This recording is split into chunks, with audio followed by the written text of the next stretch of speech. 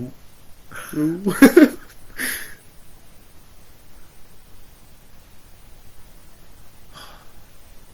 Is it? Haha! Hello and welcome to a very special episode of Shoot the Work with Jason and Lewis. Oh yeah, it's a haha hello for me too. We are alive and in colour today for this episode because it's been a while. It's been a while. It's been almost 2 months since we dropped any content whatsoever. So let's have a little catch up, you guys, and what's been happening. And as we said before in our last episode, we're going to be covering a bit more MMA as well. So we're actually just going to cover the past and current news between the MMA, UFC, and also WWE and the wrestling. And what up, Liam? So if you're joining us on the Facebook Live, you'll see the title is What's Been Happening. So, as Jason said, we're just going to rattle off, what's been happening in our absence, and then talk about some things that are coming up, and just general chat. We've not got a specific theme for the episode because we thought it's been a little while since we've done one, so we need to catch up on what's been happening.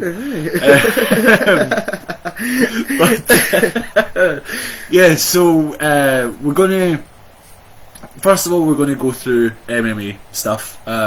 So just mostly UFC, the kind of cards that we've seen in the last couple of months. The last episode that we did was just before UFC, what number was it? 261, I believe. 261? It was. Jason's the puller-upper guy I'm today. the puller-upper guy.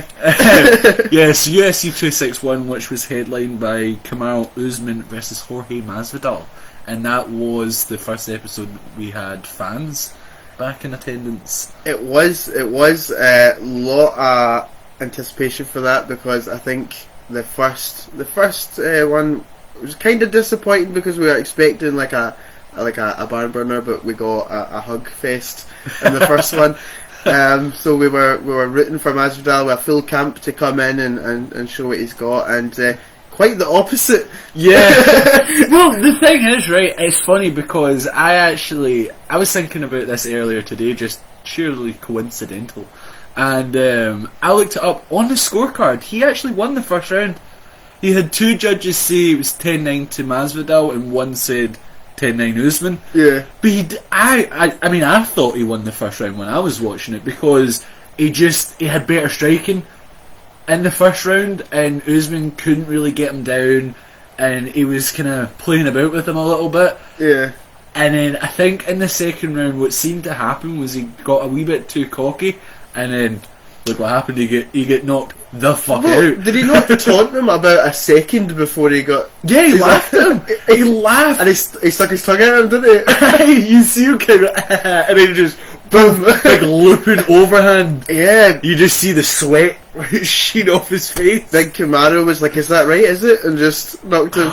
But to be fair, when you were like the build up to the fight, everybody was like analysing it and they were like, Kamaru's the wrestler and Masvidal's got the advantage like on the feet, and like if it stays on the feet then Masvidal wins. Everybody was hyping it like that, and Kamaru was like, again, is that right? To be fair though, the Masvidal, I mean, we were just talking about this before we came on there. Masvidal isn't a guy who really gets knocked out like that. No one's really done that to him before.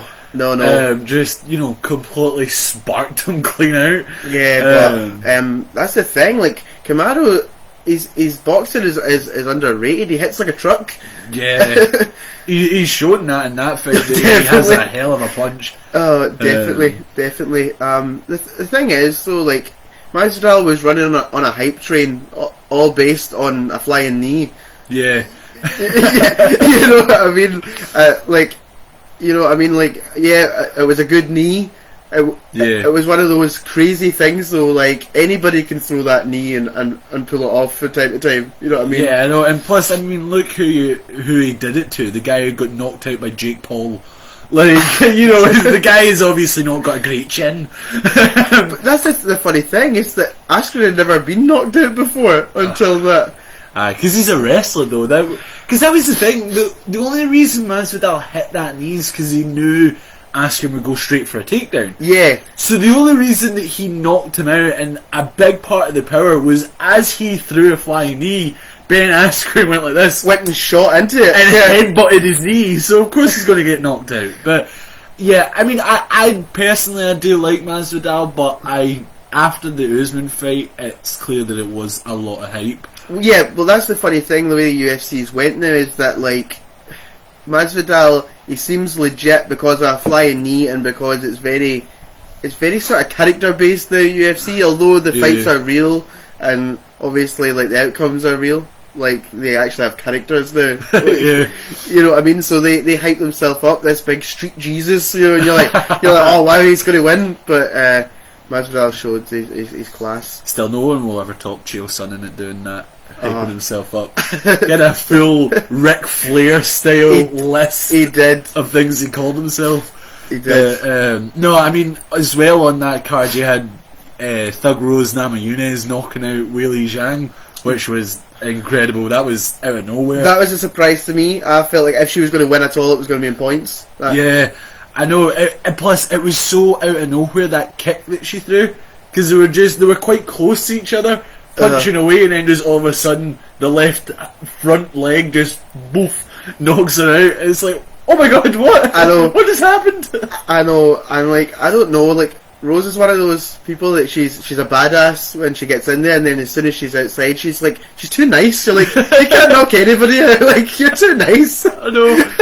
Oh, you just want to give her a cuddle. It's so cute. I know. Well, when she won the title the first time, our interview was just be a good person, man. I was like, really? Like, this is. But I think she doesn't really like the whole publicity thing. She doesn't like doing interviews that much. I'm sure. I remember DC talking about it after she won. She's like, yeah, you know, she's not your typical champion that likes the limelight. She doesn't. No. But she wants to be the best, and that comes with the territory. Yeah. But I mean, you go from Rose Namajunas with the out of nowhere head kick, which it was quite back and forth up until that point. Yeah. But then you look at the Valentina Shevchenko and Jessica Andrade, and that was just domination from start to finish. Tell me, who's beating her? Who's beating Shevchenko? Nunez. Amanda Nunez beat Shevchenko. She did. But I don't think anyone in her division now, because Shevchenko went up to fight Nunez, I'm sure, and Nunez defended, but at flyweight, women's flyweight, nobody's beating Shevchenko. I think the weight that Nunez is, I don't think she can cut that far, and I think that's why she's not going for the 3.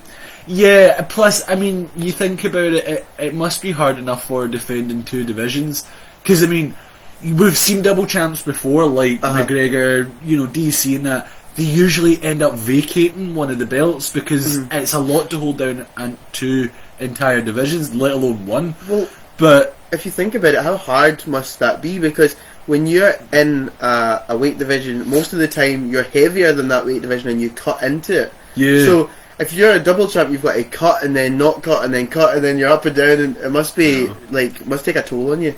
But I mean, she's doing it very well. Yes. She is holding both of those divisions back. Every single fight she's had, she's just totally destroyed. Oh, I know. But it'll be interesting. I'd like to see Shevchenko and Nunez fight again in the future, because Shevchenko is so good now. Like, she's also on par for being one of the best women's fighters in the UFC history. Both of them are much better than Ronda Rousey. But yeah, the only thing I would say is that apart from strawweight, like, you've got a dominant woman in the rest of the divisions, and nobody is really touching them. They're not even that close. Yeah, like, it's always a pretty dominant victory from Nunez in either or of the division she's in, and Shevchenko just dominates everybody. Yeah, well, this is the thing. They're both really dominant champions, and that's why I would love to see them fight again, because they fought each other. It was quite some time ago, so I'd like to see them now after Shevchenko's improved so much and Nunez has spent the last few years holding down 2 divisions at once. What's funny is that Nunez is so dominant that we don't even know if she's improved. Yeah, no, it's hard to tell. But Shevchenko definitely has, because she just dominates every fight she's in. But definitely though, strawweight is the most competitive, because you've got the big three there. You've got Wei Li, you've got Rose, and then obviously you've got Joanna as well. Yeah, Joanna and Jacek. It would be cool if Shevchenko fought in strawweight. I don't know if she could, but it would be cool if she did. Oh, I don't know, like, because she's so dominant at flyweight, you can only see it going one way. As well, though, you're talking about strawweight, you're forgetting the new number one contender, Carla Esparza, just won her fight on last Saturday. She's probably next in line now for Namajunas. What weight class is Misha Tate? Because she's coming back. Misha Tate, I think, would fight Nunez. I don't think she's. She may be bantamweight. Is she one of Nunez's? Oh no, she is bantamweight because Ronda Rousey was bantamweight champion and they were fighting. Yeah, she's bantamweight. That's a Nunez belt, isn't it? Yeah, that's one of Nunez. You're coming back for that? Honestly, if I was like, come back to the UFC, but you got to fight Nunez, I'll just stay at home. That's fine. It's cool. Yeah, because I think Nunez is bantam and featherweight champion, and then you've got Shevchenko's flyweight, and now Rose Namajunas is strawweight. But with that card, we would be remiss if we did not discuss Chris Weidman. I was just going to say, as amazing as those top two main event and co-main event fights are, and even the Shevchenko fight, it's kind of been overshadowed by Chris Weidman, and not for a good fight. And just the sheer coincidence of it happening to him, the guy who Anderson Silva did it to, is just insane. That's crazy. If I was a UFC fighter, I would never want to throw a leg kick ever again. Oh no. And I honestly, I hope it's not, but I reckon that might be it for Weidman. I don't really see him coming back from that at his age now. Well, that was probably his last big run. He was trying to run up to the title. That was the aim of the game, and then you've snapped your leg. So yeah. Plus, not even just that though, but you need to take into consideration, like at his age, how quickly his bones will actually heal and how well they'll heal. And it's like you say. I mean, anyone who watched that and is a UFC fighter will be scared to throw a leg kick. Imagine how he feel if he gets back in the ring, like, leave my leg alone, please. Exactly. And yeah, you're really only half a fighter if you're not throwing leg kicks these days. And also, as well, for me, like, if I was fighting Chris Weidman, that's what I would do, is just kick fuck out his leg. Yeah. Like, there's a big target on that shin now to just batter it. Now you just sound like a Sugar Show opponent. You kick his leg. But yeah, I feel sorry for Uriah Hall. He was on a good run, and he was the first guy to ever win a fight without throwing a single strike. A TKO win and has 0 strikes thrown in the fight. He was on a good run though, and he was trying to get to the title, and he wanted like a convincing victory, and yeah. Well, it was convincing, I suppose, but not by him. But what's crazy as well is that was the second fight on the main card, and the first fight also finished with a leg injury, with a TKO leg injury, with Jimmy Crute is unable to walk because he damaged the nerves, I think. Yeah, that was a weird one though, because for me, I thought, yeah, he's got an injured leg, but usually they let that go on. Like, just look at the Conor McGregor fight; they let that happen until he got knocked out. And it was. I think it's good actually that they stepped in. To be fair, because usually they let it go until you're annihilated. You know what I mean? So I think, to be fair as well, it depends on how the stakes are, because you need to take into consideration you wouldn't want a title fight to end like that. Dana White would not want a title fight to end like that. But when you're the first fight on the main card, you're injured.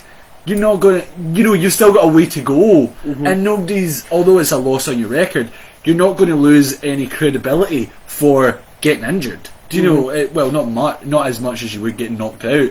Which, I mean, you look at, you mentioned Sugar Sean O'Malley there. Yeah. You look what happened to him. He hurt his leg, he kept going, didn't tap out, didn't, go out due to injury. Yeah. Kept fighting, and then he got knocked out because of the injury. Yeah. If he hadn't done that to his leg, he probably wouldn't have got knocked out the way he did. Yeah, definitely. But because he hurt his leg, that he was focused on that, he couldn't walk properly, and then he just got elbowed. Yeah, and that was unlucky for him. But at least like the McGregor fight, he was injured because of Poirier. Like, Yeah. you know what I mean. It was good tactics. That new leg kick that they've started doing is lethal. Oh yeah. Like like it's very new, that kick. I've not really seen it that often, but it looks like a couple of kicks and you're done.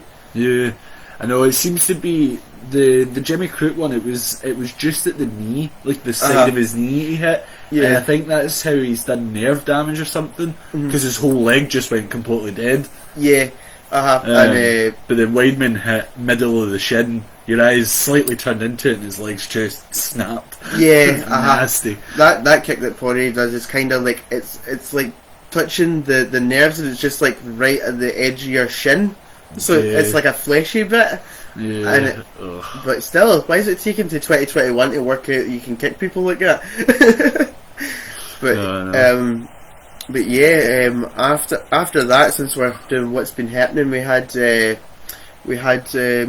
what did we have? Sorry, Fight night. We had a fight night card. Sorry, that was what it was. It was a fight night card. I'm not trying to pronounce his name. It was the Reyes fight, but I don't know who it was he was fighting. Against Yuri and his second name.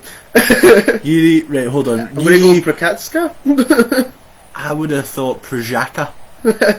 Either way, this guy's a problem. That elbow was nasty. Oh, it was nasty, man. And I'm gonna give him a 10 out of 10 for the hair too. Yeah. That is a fair point. But what's gutting for me about Reyes is that he arguably should have beat. Sorry guys, he should have arguably beat John Jones. I reckon that was a win for him. He won that 3-2 on rounds for me. Yeah. It was close, but I think he won 3-2 on the rounds. I definitely thought he won that fight. I was surprised. Yeah, we watched that live, and I had him winning that. So I honestly think John Jones got the nod because it's John Jones. Yeah, if it's close, it's going to get given to John Jones always. Mm-hmm. And then he faces Blachowicz, and he gets done in with the Polish power, and. Which again, that was a very close fight. It wasn't, and he didn't. It was caught, but up until the end of it, it was very, very close. It was, but it was Blachowicz's body shots that done him in the end. Yeah. Those just had a better strategy, really. Yeah, those body kicks were doing him in. But yeah, it's sad to see Reyes go from, arguably beating one of the greatest of all time to getting absolutely destroyed the way he did in that fight. And then Yuri comes in. He's been knocking people out outside of UFC, but he's not really had any UFC fights, and it turns out he's an absolute monster. So now he's beating Reyes, so Reyes is going to be, before you know it, he's went from arguably beating John Jones to probably maybe getting kicked out the top 5 soon. You know what I mean? He's probably sitting about 5th now. I'd say he's probably I don't think he's going to reach the top again now, Reyes. No, because he's not a young guy either. He's not. No, he came in quite late, didn't he? Yeah, I mean, he's not to say he's not in his prime. He obviously is, because he's still putting on a good fight. But I think if it was going to happen, it would have happened in the Jones fight. But now I don't see him reaching the top again. No. But yeah, I'm actually looking forward to Yuri versus Blachowicz. It's going to be. That's going to be good. That is going to be a very good fight. Yeah. Who is it Blachowicz fighting next? So it's not him, is it? It's not the next fight.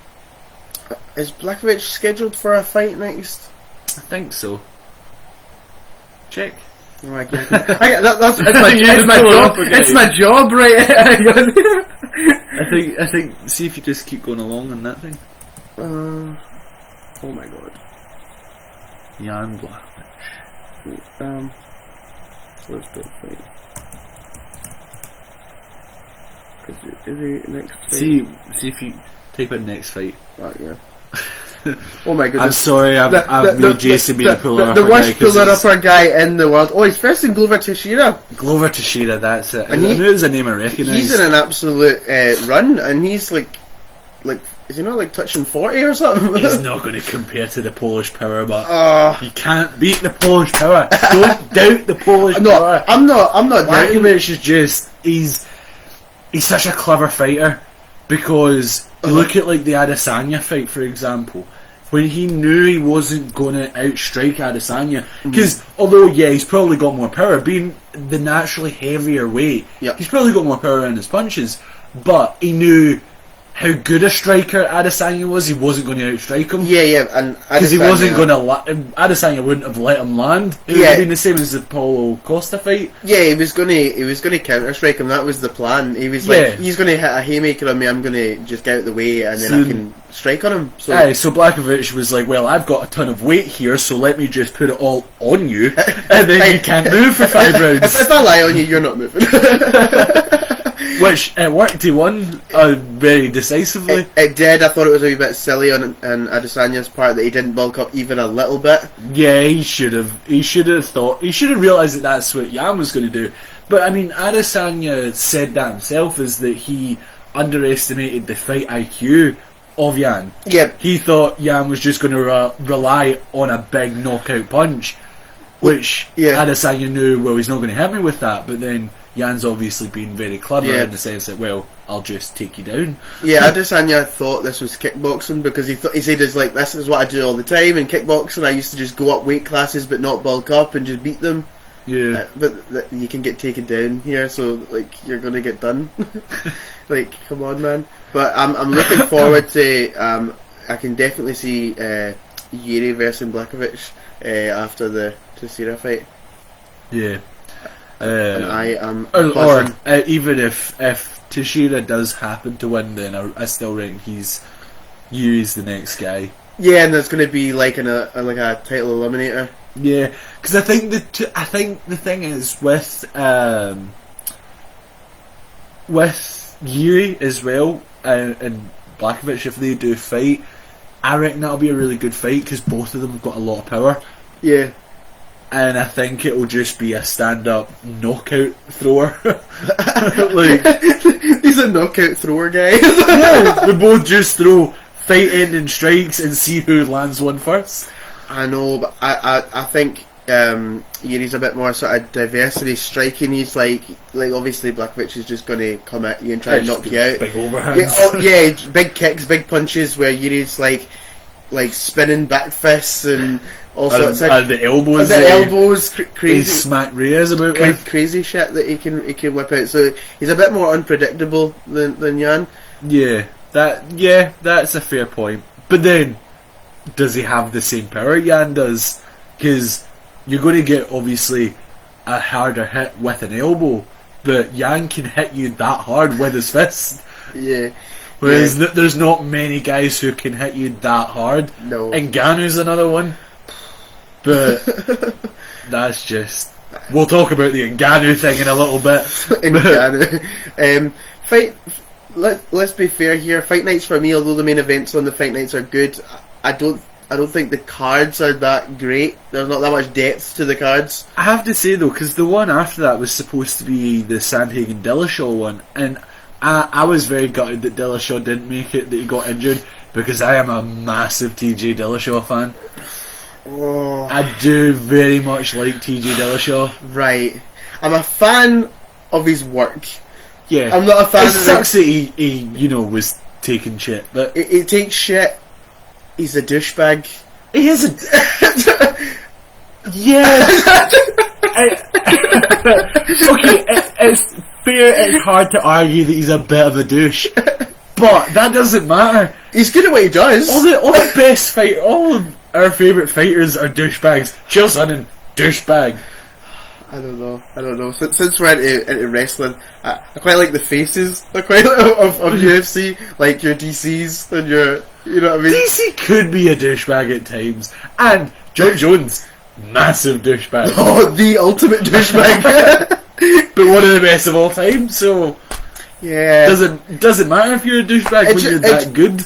to be fair, it does prove that being the biggest douchebag does earn you the most money in UFC.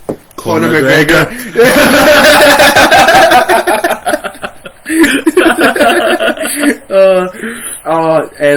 So yeah, I was gutted about that as well. I was looking forward to that because Sandhagen is a great fighter as well. Yeah. I was looking forward to seeing what Dillashaw had on the comeback. Oh yeah, and I want Dillashaw back, and I want him and Garbrandt to have another fight. I reckon Garbrandt would lose, but I would just want to see them fight again. I know they're probably not going to because he beat him twice. Then Faber comes in and he changes the tempo. Oh, I would love to see him and Faber.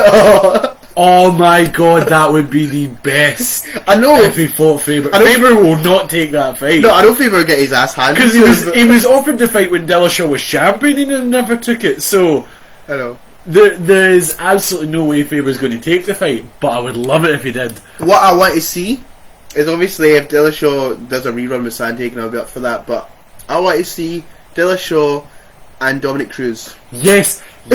I was literally waiting on you to finish for me to say I want to see him fight Dominic Cruz because this is the thing with Dillashaw and Cruz. So Cruz beat Dillashaw, took the title. Yep. Garbrandt beat Cruz, took the title. So then Dillashaw then beat Garbrandt twice. But you need to look at as well specifically the fights because Garbrandt embarrassed Cruz. He was dancing in it. Yeah, he was fucking gyrating in the octagon. He even like knocked him down and went, "Oh, you're out." I love that scene of the knockdown. He's like, "Oh, you're done." But yeah, so you look at the way that Garbrandt did that to Cruz. Yeah. And then Dillashaw then beat Garbrandt twice in a row. It stands to reason by the whole rock, paper, scissors theory. That, Dillashaw beats Cruz, but apparently not. Is this like your is this like a scientific equation? The rock paper scissors. Oh yeah, this is going to be my future dissertation. Writing a paper on it. But yeah, definitely I want. Well, actually no, because it is like rock paper scissors. Because Garbrandt beats Cruz, Cruz beats Dillashaw, Dillashaw beats Garbrandt. It's literally rock, paper, scissors. It definitely is, but all I'll say about Dillashaw and Cruz is take my money! Yes! Take my money! I know that this is sort of venturing into what we're going to talk about later, but could you imagine a triple threat?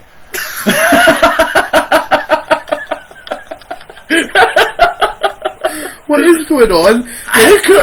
Right, listen, I have thought this for a very long time. I think a triple threat fight would be pretty cool. What? So like Garbrandt's nearly knocked out and he like tags in Faber like yeah! No, not a tag match. A triple threat. Yeah, a triple threat. Oh, just three guys throwing leg kicks at each other. You just see which one of them walks out. Like, just put the three of them in and leave them there till one of them is like... Well, yeah, it's a triple knockout because it's rock, paper, scissors.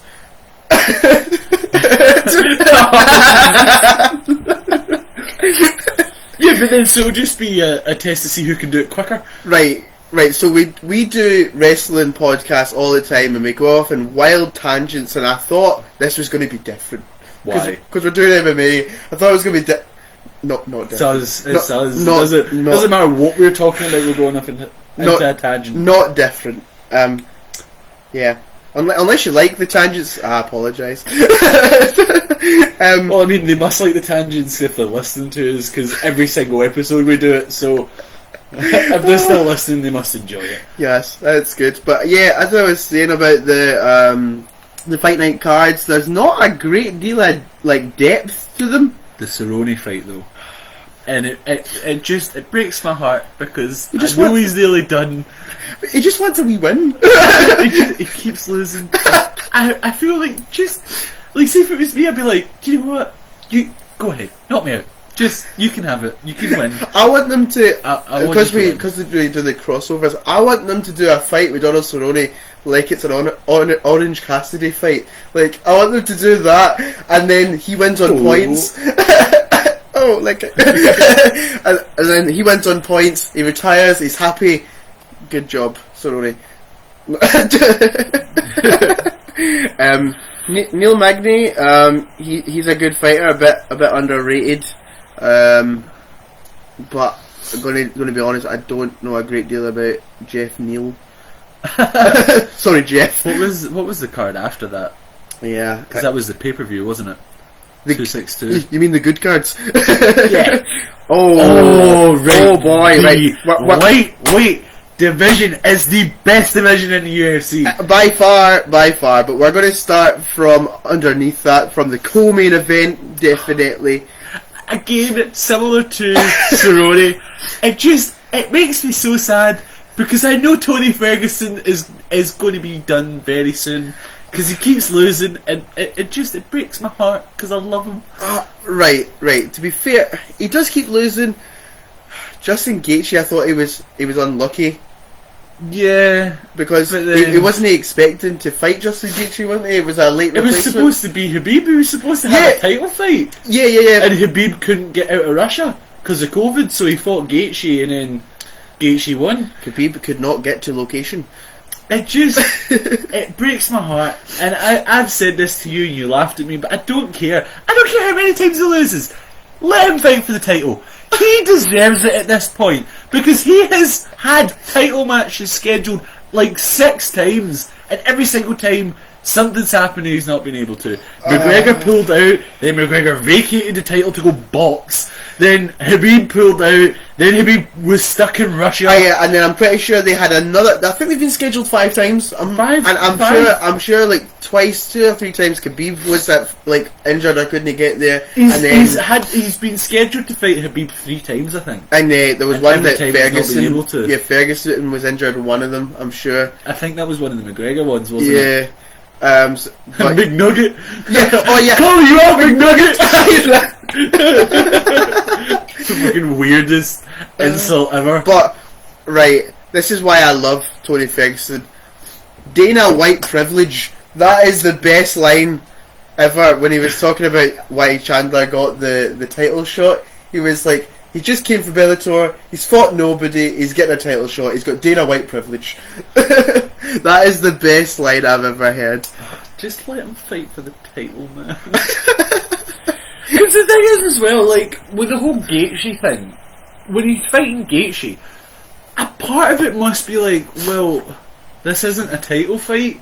Like there must be a little bit of disappointment, which can then make you not try as hard as you like. Because he would have fought harder if it was Habib who was fighting. Not necessarily, but where I would say it goes wrong is that not that I'm in Ferguson's camp and I know what's happened, but if you're fighting Khabib, right, you're going to be doing wrestling training like for your camp, right? Also true, yeah. And then Gaethje comes in and he changes the tempo. No, he comes in and he's obviously a striker. So you've been doing a wrestling camp for weeks and weeks and weeks, and then against somebody who is just going to maul you wrestling. Yeah, like he's not. Habib isn't going to strike you, so you're not even going to be preparing remotely for striking. I know, and then Gaethje comes in and he starts leg kicking you, and you're like, I just want to wrestle. That's what I've been doing. But then I don't know, because Ferguson has very good jiu-jitsu, like as him defending against takedowns and wrestling, he's got some pretty good moves. Does he though? He can. Take Dariush for example. He took him down repeatedly and then tried to rip his leg off. Yeah, and then the Oliveira thing. I'm still shocked he didn't tap in that armbar. Remember Oliveira bent his arm like all the way back and he didn't tap. Oh yeah, that was disgusting. That was insane. And then Dariush said like you could see that he was like proper in pain, and then Dariush actually said in his interview, his leg popped in my arms. I heard it pop. And he's still. Tony Ferguson is one of the toughest guys though ever in the UFC. I don't think there is tougher. Yeah, he's just maybe Nate Diaz. Nate Diaz is up there for toughness. Honestly, Nate Diaz for me is that meme. See the I didn't hear no bell. Didn't hear no bell. That is Nate Diaz. Yeah, I suppose there is a slight difference between toughness and the ability to take a lot of punishment and stay conscious. Like that's not tough. Yeah. I suppose, because Nate will get knocked down and will just lie there like, come on, let me wrestle you, I can beat you here. He does it on purpose. Like, you punch him and then he deliberately falls, and he's like, "Come on in." Like, come on, can ground and pound me. See how that goes for you. I know. That's the mistake McGregor made when he get tapped out. Was McGregor? He was getting hit quite hard, so McGregor was like, "All right, I'll try and take him down because I've done quite a bit of damage." And Diaz is like, "Nope, give me that neck." Oh. No, McGregor. See, when you get McGregor on the ground and you punch him in the face like once or twice, he rolls over and he turns into a turtle. He's just like, "Oh no, curl up like feet." He does that. Oh no! Don't hit me, please. Just choke me out and do it. Like, the fact that fucking Chad Mendes nearly beat him with wrestling. Chad Mendes is a wrestler, though, to be fair. Yeah, but Chad Mendes was a nobody at the time. And McGregor was lining up for a title fight with Aldo, and Chad Mendes nearly beat him. Chad Mendes was underrated. He's in the same gym as Garbrandt and Uriah Faber, and yeah, but I don't think at the time he was underrated because he was a nobody at that point. He hadn't done that. He much was like number McGregor. 3 or something. Yeah, but the number 3 nobody. Who the fuck is that guy? No. You know what I mean, though, is... well, to be fair, he wasn't a world-class guy. No, and the way that McGregor, he wasn't on the same level. He was a definite underdog, like, I'll give you that. Yeah. Definite underdog, but I don't know if he was an underdog due to ability or due to the McGregor hype train. Like, oh yeah, because every McGregor fought at that point. Aldo was an underdog. I know, the guy who was the champion and hadn't been beaten, and like, he had done like something crazy, like 8 defenses or something. Yeah. Oh, crazy. But yeah, that's way back of what's been happening. That's not what's been happening recently. What's the next card? Well, we've not even spoke about Charles Oliveira. Oh yeah, we said that all the time about Tony Ferguson. Just about all over the place. My boy. We're out of practice. No, this is all the time. This is it. This is how it is. Yeah. Michael Chandler and Charles Oliveira. I'm so glad Charles Oliveira won. You know, I've said this. I don't know if I've said this to you. I've said this to you before that I'm like a Charles Oliveira fanboy. And like before he'd even fought Ferguson, I was like, watch this guy. I was like, this guy can just like, his jiu-jitsu is probably the best in the division bar none. Like, yeah, and he's very good. I do like it is, and in that fight, to be fair, Chandler is all power and pressure. Like, he's all over you, in your face, 20 like every second of the fight, just punching you repeatedly. Which is weird because Chandler's more of a wrestler, isn't he? He is, but he's got power in his hands, so he's basically like just pressure and punching, and he just wants to, like, if he can't like knock you out in the feet, he's going to take you down and ground and pound you. Yeah, he's not like a submission guy. No, it's constant pressure and punching. Kind of similar, not dissimilar to Habib. I mean, Habib has got submissions as well, but what Habib will do is wrestle you to the ground, exhaust you, and then once you're lying there super tired and he's wrapped all around you, he'll just start laying into you. And then if that's not going anywhere for him, then he'll just grab your neck. I would say he's very much in the same mold as DC. He's like a lightweight DC. I actually think Chandler and Habib would be a great fight. It would, and it's a shame. And what was a shame to me, I know why Habib obviously quit, because obviously his dad and he promised him and stuff. No, his mum. Good evening, Kino. Oh, he's our top fan. Oh, it is. It's the number 1 fan. We need to get him like a t-shirt or something. We do. We'll get a t-shirt in the post to you. Hey, do you want a Hangman Adam Page figure? You didn't even answer the question, Kino. Call yourself a fan. You can just have it. I know. But no, anyway. But yeah, I was going to say, I have Chandler as like a kind of lightweight DC. He's like a wrestler with power in the hands. But in that fight, his game plan was obviously the same as always: pressure and punching. And he nearly had Charles Oliveira. Like, Oliveira was probably about 1 or 2 punches away from that getting called in the first round. Yeah, he didn't do great in the first round. No, and then he adjusted really, really well, and he caught him with that sweet punch, like that sweet counter punch. But what I thought was crazy is that I thought Chandler was actually going to be done earlier, because see, when he had him down and he had his back. Cheers, Kuro. But I see when he had him on the ground and he had his back. Yeah, I was like, he is about to get choked out, and he did really, really well to spin out of it. I know, we've got 6 people watching us live. Oh, a whole big 6. That's. Do you know what's funny? It was just at 7 Sundays left, which is understandable, right? But that's more people than we get listening to an episode that we pre-record and upload.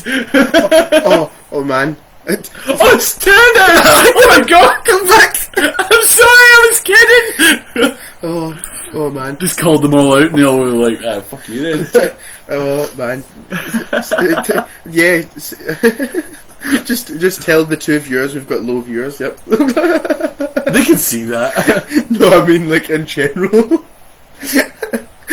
Anyway, Oliveira. Back to being the most popular podcast. Oliveira, I knew he was a problem, but I didn't see him actually having like the advantage on the feet like that. But I think Chandler got a bit sort of excited. I'll use the word because that first round, if I was Chandler, I would be excited as well. I'd like fight for the title. Nearly won the title because he's out on his feet. Yeah, because Oliveira, like you say, he made the adjustments in between the first and second round, and then he just came out swinging. Yeah. In the second, in what was it, 19 seconds? Yeah, you're not kidding. Literally, I can't. At the point where I'm willing to pay someone to take it off me, I no longer want it. But anyway, I think the thing is, I think if Habib does come out of retirement at one point, and I genuinely do think he will, because Dana is very obsessed with getting Habib to fight one more fight, get his 30-0 and all that. If Habib comes out, Dana has made the mistake before of letting somebody come out of retirement for a title fight with George St. Pierre. Twice. So twice, exactly. So I don't think he fights Oliveira. I think if he comes out of retirement for one more 30-0, it's Chandler, and I think it'd be a fucking great fight. Yeah. Him and Chandler's styles match up really, really well, because they both do the same thing. They wrestle to the ground and just start laying into each other. They do, but Khabib's definitely he'll tire you out, and then he's got submissions in his arsenal as well. So Habib won't strike until you're exhausted. Yeah. He'll wrestle you and squeeze you until all the air's out your lungs, and then he'll start hitting you. And then sometimes even it's as much as they lift their chin to take a breath, and his arm's underneath it, and that's you getting choked out. Yeah. But McGregor. Also, don't worry, Kino. We will. Habib versus McGregor. Nah. Oh, you're saying Dana take my money? Like, it'll make Dana money. I don't want to see McGregor and Habib though, because Habib humbled him. There's no disputing who is the better fighter out of the two of them. McGregor has not been the same fighter since that fight. And see all the people, because I see it all the time, all these McGregor fanboys. And now, if this is the first time that you're watching the MMA style of our podcast, because we've only done like 2 episodes, I really don't like McGregor. I can't stand him. I think he's an overhyped dick. I used to like McGregor, and he used to have skill. I was entertained by him when he was coming up during the whole Aldo thing. Yep, great. Aldo, I think even Alvarez, I'll give him that too. Alvarez was slightly less entertaining, but it was still good. I liked him up until the Nate fights, and the Alvarez fight was the last fight I liked him. He needs to see if McGregor has another fight after Poirier, which I don't even know why he's fighting Poirier again, because Poirier knocked him the fuck out. Because it's a rubber match. So. I know, but there's no disputing that Poirier's better. And it's all about the money. But well, speaking of rubber matches, he shouldn't be fighting Poirier, he should be fighting Nate Diaz. Nate Diaz is fighting fucking Leon Edwards for some reason in the next couple of months. He should be fighting McGregor. They two should have the rubber match so that Nate Diaz can kick his ass. Right, but it's all about strategy and making the most. It's about making the most money out of McGregor as possible, right? There is no one that will give you a bigger money than Nate. Hear me out. So if you're Dana White, right, and McGregor's on the decline, right, he's getting absolutely done in by everybody, right? You're about to lose McGregor, right? So to make the most money possible, you have a rubber match with Poirier, money. Then you have a rubber match with Nate, more money. There's double. This is the thing. They could have easily done that with Poirier and had another fight with Poirier. Casey's still a Team McGregor fanboy. The thing is, with Poirier, I feel like it's just so soon after that second fight that there's not really much point, especially when it wasn't a decision, it wasn't a close fight. Yeah. Poirier knocked him out. So you don't need another fight 2 months later. What they should have done, what they should be doing, is have him fight Diaz first, then fight Poirier in the rubber match. Because how many years has it been since the second Diaz fight? Whereas it's been 2 months since he got knocked out by Poirier. Yeah. So there's no question Poirier's better because he just proved it. From what I'm hearing though, that was Poirier's decision because they actually gave him. It was like, do you want McGregor or do you want to fight for the title? And he's like, I want the money. Obviously, give me McGregor. I get that, but the thing is, this is what annoys me sometimes about the UFC is that they'll do the money fight over the fight that makes sense and should be done. Yeah. You know, there's my mother. Hello. Oh, right, Please leave. Wait, no, I'm only kidding. We need the viewers. We're at 4 now. Terrific. Thanks, Linda. But no, he should have fought Diaz first, especially if Nate's ready to fight. He's fighting Leon Edwards. He's obviously ready to fight. It should be McGregor, Diaz first. Then, in another few months, or at the start of next year, then you do the Poirier rubber match when there's been a bit of time and they can. Because I mean, the thing is, I could be wrong. He could beat Diaz, and then he'd have every right to challenge Poirier again. Say, oh yeah, well you got lucky knocking me out there, but look, I beat Nate Diaz, a really great fighter, so let's fight again. Instead of, oh, I got knocked out by you 2 months ago, so let's fight again. It's WWE mentality. Well, having title fights over and over again, even though you get beat clean, it's like, no, you lost. Fair, booking Diaz at all is like WWE mentality, because see, if you look at it from a ranking standpoint, do you know where Diaz is? He's like 15th or something. He's like 15th, He's like bottom of the rankings. He's like top 15. So, you know what I mean? And he's fighting Leon Edwards, who's number 3. And what's bad about that though is that he's only fighting Leon Edwards because nobody wants to fight Leon Edwards. To be fair though, the thing with Nate Diaz is his record doesn't really reflect how good a fighter he is, because the amount of times that it's been blood loss and cuts, like the Masvidal fight, it was a cut that stopped that fight. Right. And you look at the McGregor fight we're talking about, a lot of people, including me, think he won that second fight. He won the first one, and a lot of folk think he won the second one because it went to decision and it was split from McGregor. I think you're right as well. I agree. It shouldn't even be at a rubber. It should be 2-0. Yeah, but this is the thing with Diaz, is he takes so many fights because he, like for example, Cerrone, maybe not so much Ferguson, because Ferguson does try to go for the title, but like the likes of Cerrone, they just like fighting. They're not realistically going to challenge for a title, but you get a guy like Leon Edwards who is caught in 3rd place just now. There's no champions, so 1 and 2 are going to fight. Yeah, and nobody. So Leon Edwards is like, well, I want to fight someone. Well, there's Nate Diaz. He'll fight you. Yeah, nobody actually wants to fight Leon Edwards, and that's weird to me because everybody else is worried about their ranking. Yeah, and they want to keep their, because the thing is, this is the weird thing with UFC rankings is because Leon Edwards is 3rd, right? If he fights for the title and loses, the next in line is 4th or 5th. Whereas if 4th or 5th fight Leon Edwards and they lose to him, they move further down, whereas he just stays where he is. What's funny though is that, like, I think people forget how good Leon Edwards is because he hasn't fought in so long, and then he did, and it got stopped because of an eye poke, didn't it? I think so, yeah.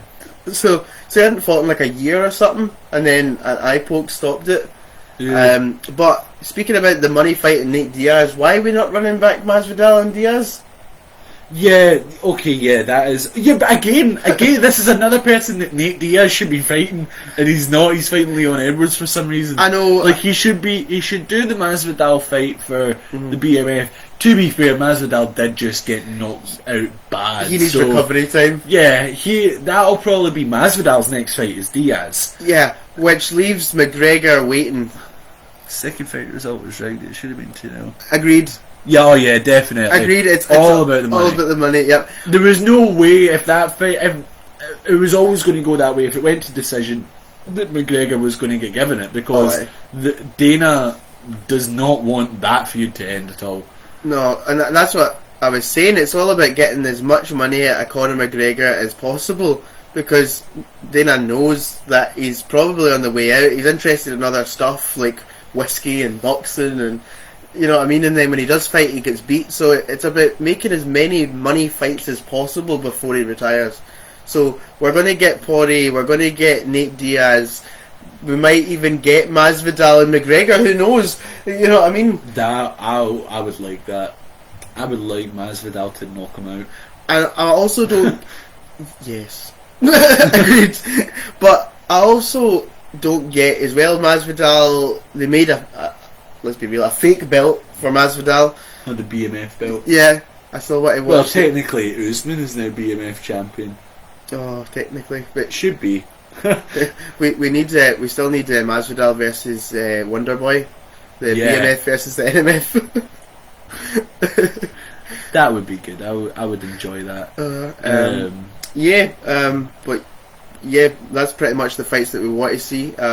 Moving on though, the next card was. Did you forget we were doing cards? No, I'm just waiting to talk about it because I watched it. Yeah, because you didn't watch that. I've not watched this card yet. So this one was at the time of recording. It was only just a couple of days ago because we're on Tuesday today, and it was Saturday there.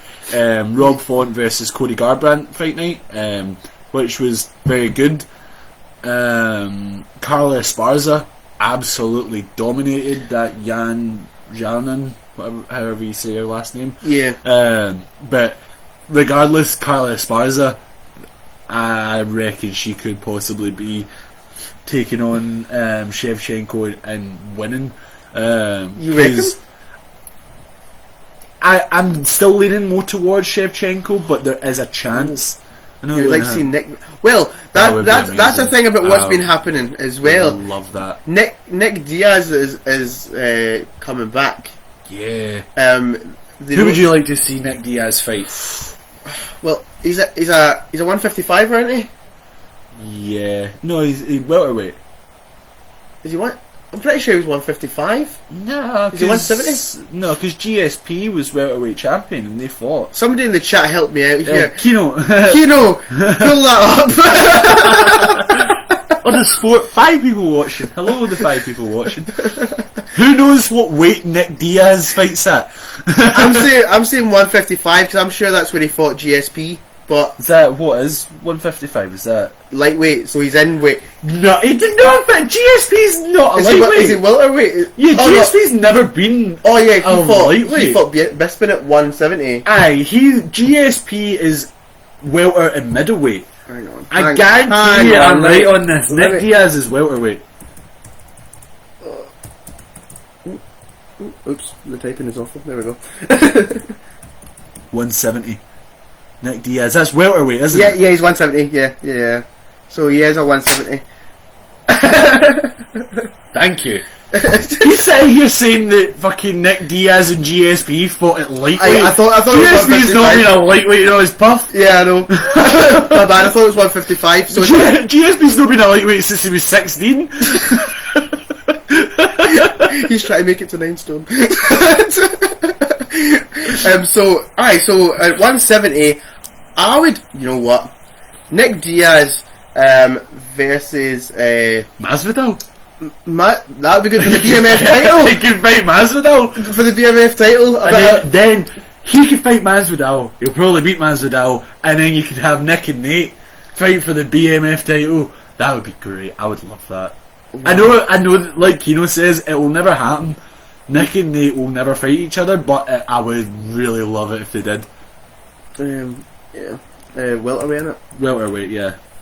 You're looking up who's in division. I was just I couldn't. That's Usman's division. Yeah, it's Usman's division, and So you get like say Colby. yeah, that's what I was going to say. I totally had a total mind for it. Colby Covington. That's what I want to watch him fight. I want him to like just knock that guy out. He's fought at 3 different weights. Was one of them 155 kilo?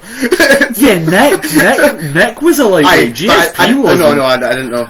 Like, well, and middle as well. Yeah, because GSP and Michael Bisping fought at middleweight. What, at 205? And then, because then Bisping and Silva were the two kind of big names in middleweight. Yeah.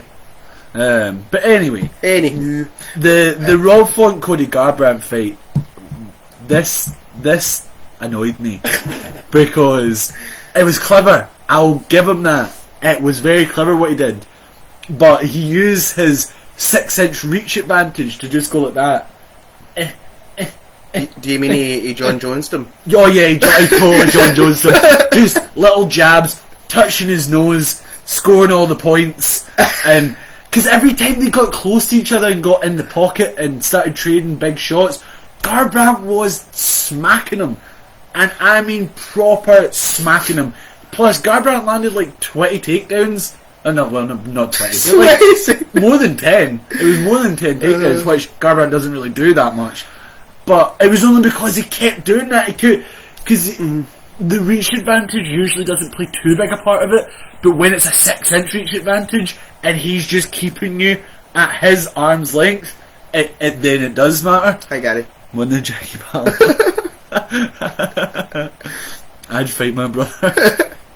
I don't have a brother. I've only got a 10-year-old sister, so I mean, I'd fight her. She would kick your ass. Shut up! Kick your ass. You're about the same height as her. At least you and her would be the same weight. But no, I mean, I'd fight her if it was Conor McGregor money.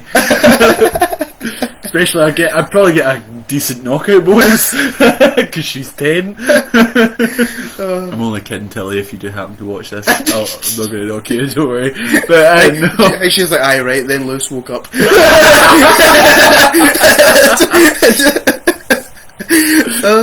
But no. No, the Garbrandt fight really annoyed me because I really like Cody Garbrandt, but a lot of people, what I've seen is a lot of people were talking about, obviously, what we were talking about earlier, the Cruz fight, because that was a highlight performance. Yeah. But I rewatched the full fight recently, and in the first round, he luckily catches him with this big, like, he goes to head kick him, but then Cruz sort of goes to duck it and catches a knee to the temple, and it totally rocks him, and it's from there. He messed up ever since. The rest of the fight, Cruz is falling about the place, but Garbrandt didn't even finish him. So I think Garbrandt, he caught Cruz with that lucky hit, that lucky kick. What have I Hi, wanted? Kaylee. A podcast episode, a live one, because we're cool at that. No, but Garbrandt, he caught him with that kick, but then the rest of the fight the fight was done in the first round. When he caught him with that kick, that was it. Cruz barely touched him the rest of the fight. But then, since then, he lost to TJ twice. Mm-hmm. He lost to somebody else. He got that knockout in the buzzer, which, again, that wouldn't have been as cool if it wasn't for the fact that it was right on the buzzer. A lot of Cody Garbrandt's success and hype has came from circumstance and luck, whereas I think now, after watching that Rob Font fight, he's not as good as a lot of people make him out to be. No. A lot of it's hype. But UFC is a crazy, crazy sport. You go from being a champ with that almost flawless victory to losing 3 in a row. Then you have probably the knockout of the year.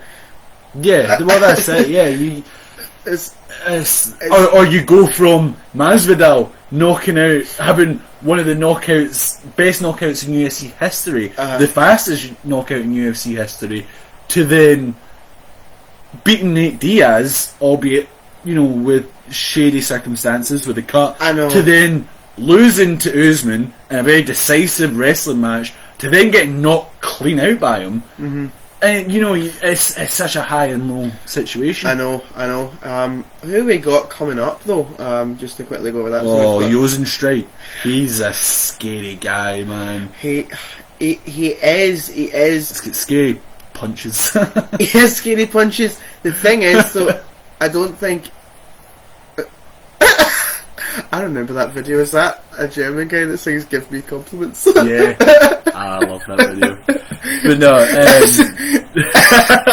I feel bad for anyone who's going to listen to this on Spotify later and not know what the fuck we're talking about. We're doing live, so people are commenting, but it's going to be on Spotify later. So if you are listening to this on Spotify, that's what's going on. If you want to see the comments and I don't know, give us cheers and part of the comments, just join the live next time. Or go on to our Facebook actually. But anyway, Yosen Strike's a scary guy, but yes, for me he's a bit probably obviously maybe a heavyweight thing. For me he's a bit too slow. He's too slow. Not for heavyweight. If he was fighting at a lower weight, but for heavyweight there isn't a ton of fast There's guys. Not, but John Jones maybe now. John Jones, a heavyweight. Stipe is pretty quick.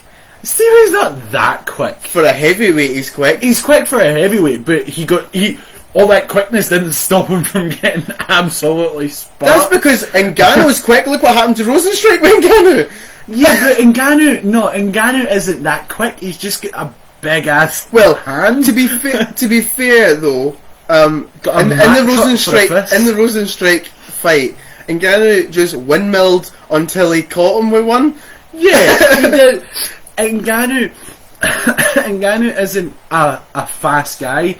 He's just he just has these rush moments where you see he'll just and then hopefully land something. Yeah, but which it's worked for him because he's knocked out 14 guys now. I would say that Ngannou's rounded out his game though, because that takedown defense was scary. That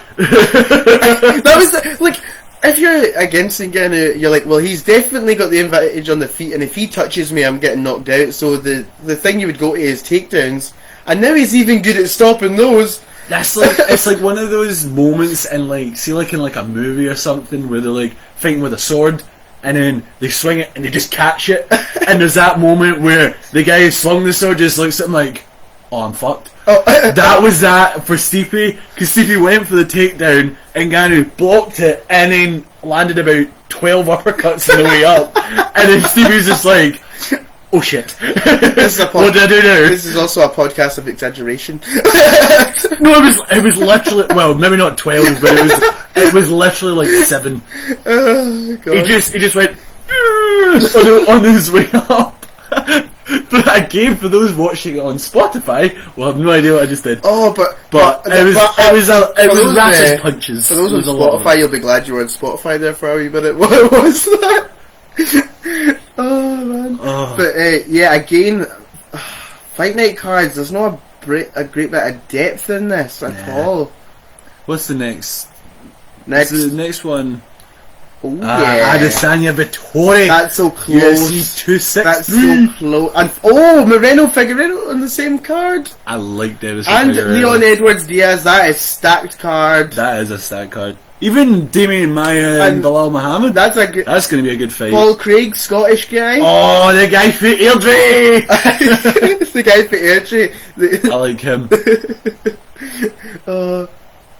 But yeah, the Adesanya Vettori is going to be a good fight. Like you say, I think that's going to be Adesanya's hardest fight. I know, because that was split decision last time.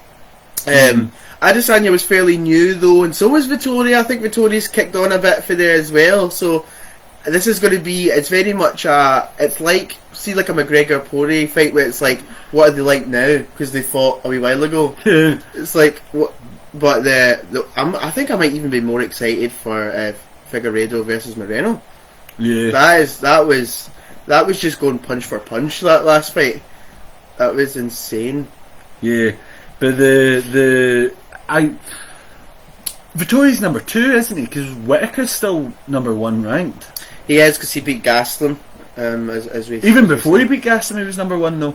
Yeah, but I think he obviously beat Gastelum to just kind of hold on to that position. Yeah, because I'm sure the last. See you later.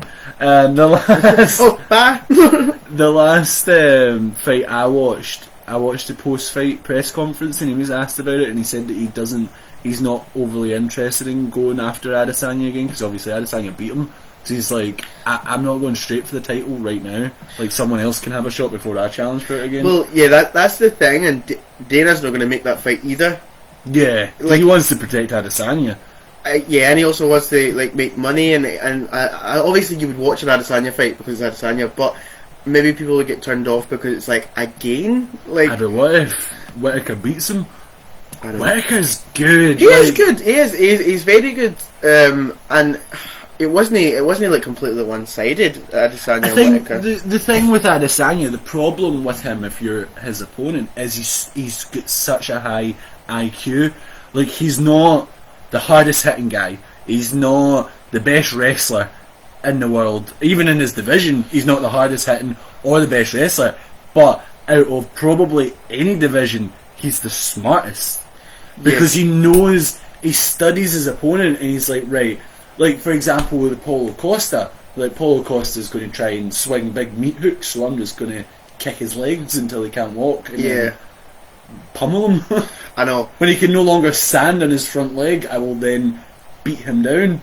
See what's what on that Paulo Costa fight though. He had what's a big sort of giveaway is like, see how like they sometimes get this like that cup therapy they get. The cupping, yeah, and they come out and they've got all the cup marks on them, and you're like, well, you've clearly had leg issues before coming here because you've got cup therapy.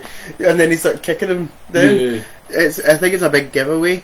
But yeah, Paulo Costa got found out like on that fight. Oh, he got embarrassed. That was awful. And then had the cheek to say it's because I drank a glass of red wine before. No, it's because you just didn't throw any strikes. You just stood there and let him kick you. Like, you literally just stood there and went, ow, ow. He did nothing and then wondered why he lost. Ow. How come I'm losing? He literally got humped. Yeah, literally. That was funny. But I'm excited for that card. That card is so exciting. Leon Edwards and Diaz. So for that, I've got. It's going to be close, and I think Adesanya Vettori could go either way. I'm going to slightly lean towards Adesanya. Yeah, I think Adesanya retains. Figueiredo Moreno, I think you're going to get a different Figueiredo, and he's going to actually beat him convincingly this time. I think Figueiredo as well, and I think if because you see Cejudo's talking about coming back, him and Cejudo. Triple C. I hope if he does that he fights Figueiredo, because I know when he left he was at bantamweight, but he should not be fighting Aljamain Sterling. Aljamain Sterling sucks. Aljamain Sterling should not be champion. He won it on a technicality. What? Based on a legend he recommended it. No, he won it via DQ. But the thing is, right, it's not the way these other fights go, where it's like, back and forth and then something happens. I actually forgot about that. Piotr Jan was dominating him that entire fight. But, right, you're a professional MMA fighter, right, and then you suddenly think that it's okay to do a flying knee when he's grounded. No, so this is the thing, right? Because I thought that as well when I watched the fight. But in the post-fight, he was talking about it, because what happened was Aljamain Sterling had a knee and a hand on the ground. Mm-hmm. He lifted his hand, but Piotr Jan couldn't see his knee. He was on his way back up, but his knee, actually in the photos his knee is off the ground, but it's like that off the ground. So when Aljamain took his hand off, he had almost a knee and then his foot. Piotr Jan then heard his asked his corner, "Can I knee him?" And they said, "Yeah."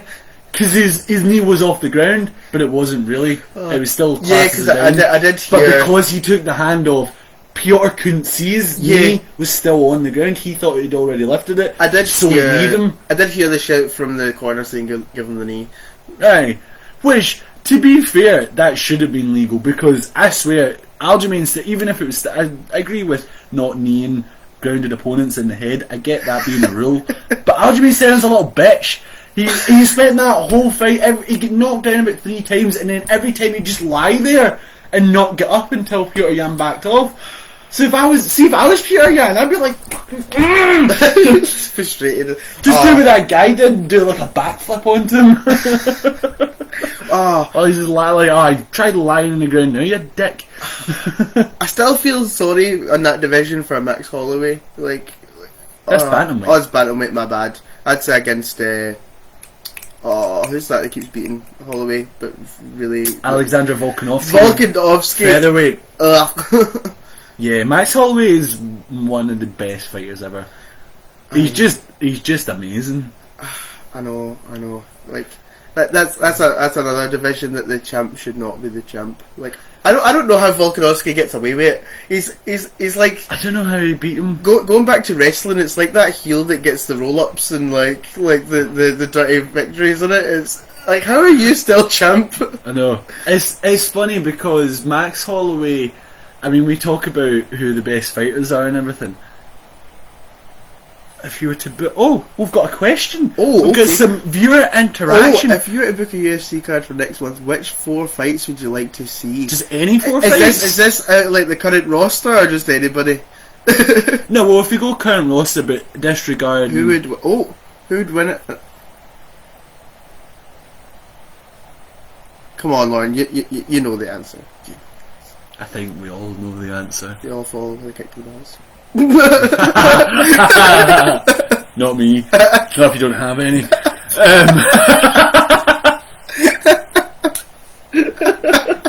That's great, you just said that. Ooh, a self-burn, those are rare. But no, 4 fights that I would like to see, right? Out of any, like, disregarding who is already booked to fight, if we disregard all that, 4 fantasy fights at the current roster, who would you want to see fight? Right, okay.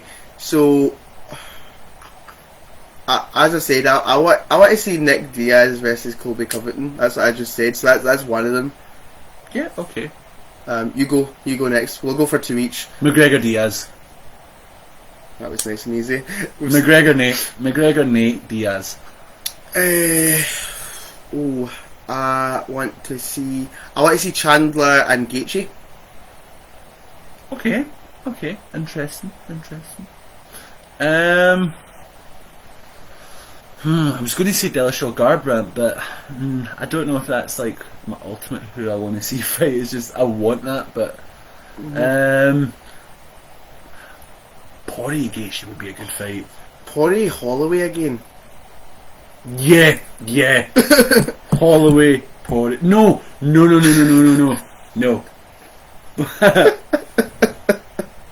Jason, when he's You're not such a fight, dick, man.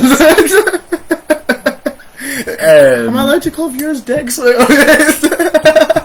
Max Holloway versus Volkanovski again, because it's never going to get booked. So if it's a fantasy booking, let them fight again and let Holloway win. Volkanovski wins by roll up.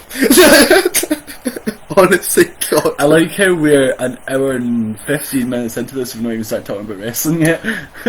I told you, man. Put money on Jason. What the fuck? What is it really? Jason's gonna win? He's like 5'2".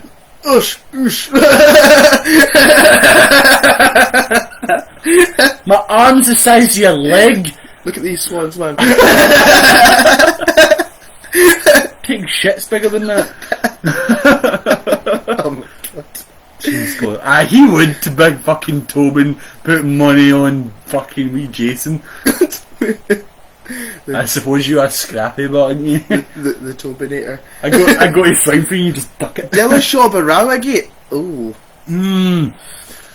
Nah, yeah, that would be a good fight. It would, but I don't know if Barrow, who would win against it? Ooh. Ngannou or Jones. Oh, well, now that Ngannou's got some takedown defence... I don't know, no. I don't know. My heart says Ngannou, that Ngannou would knock him out, but John Jones recently in his last, I say recently, he's been fucking years since he fought, but the last few fights he's had, he's been very good at doing what I was talking about, just keep the distance away, and he's got such a reach on him that I don't, because Ngannou always relies on the uppercut knockout. Am I being funny here, but see Jones in his last couple of fights, it's almost like he was bored of the division and he was fighting at 70%. I can understand why he'd be bored of the division though, because he did run it for 15 title defences. I'm 5'3", alright, a big 5'3". For our Spotify listeners, we've had a comment, 5'2", has he grown recently? He has actually, he's wearing some new shoes, can give him a wee bit of a boost. So I can get on the roller coasters. Again, for people who have never seen Jason, he's very short.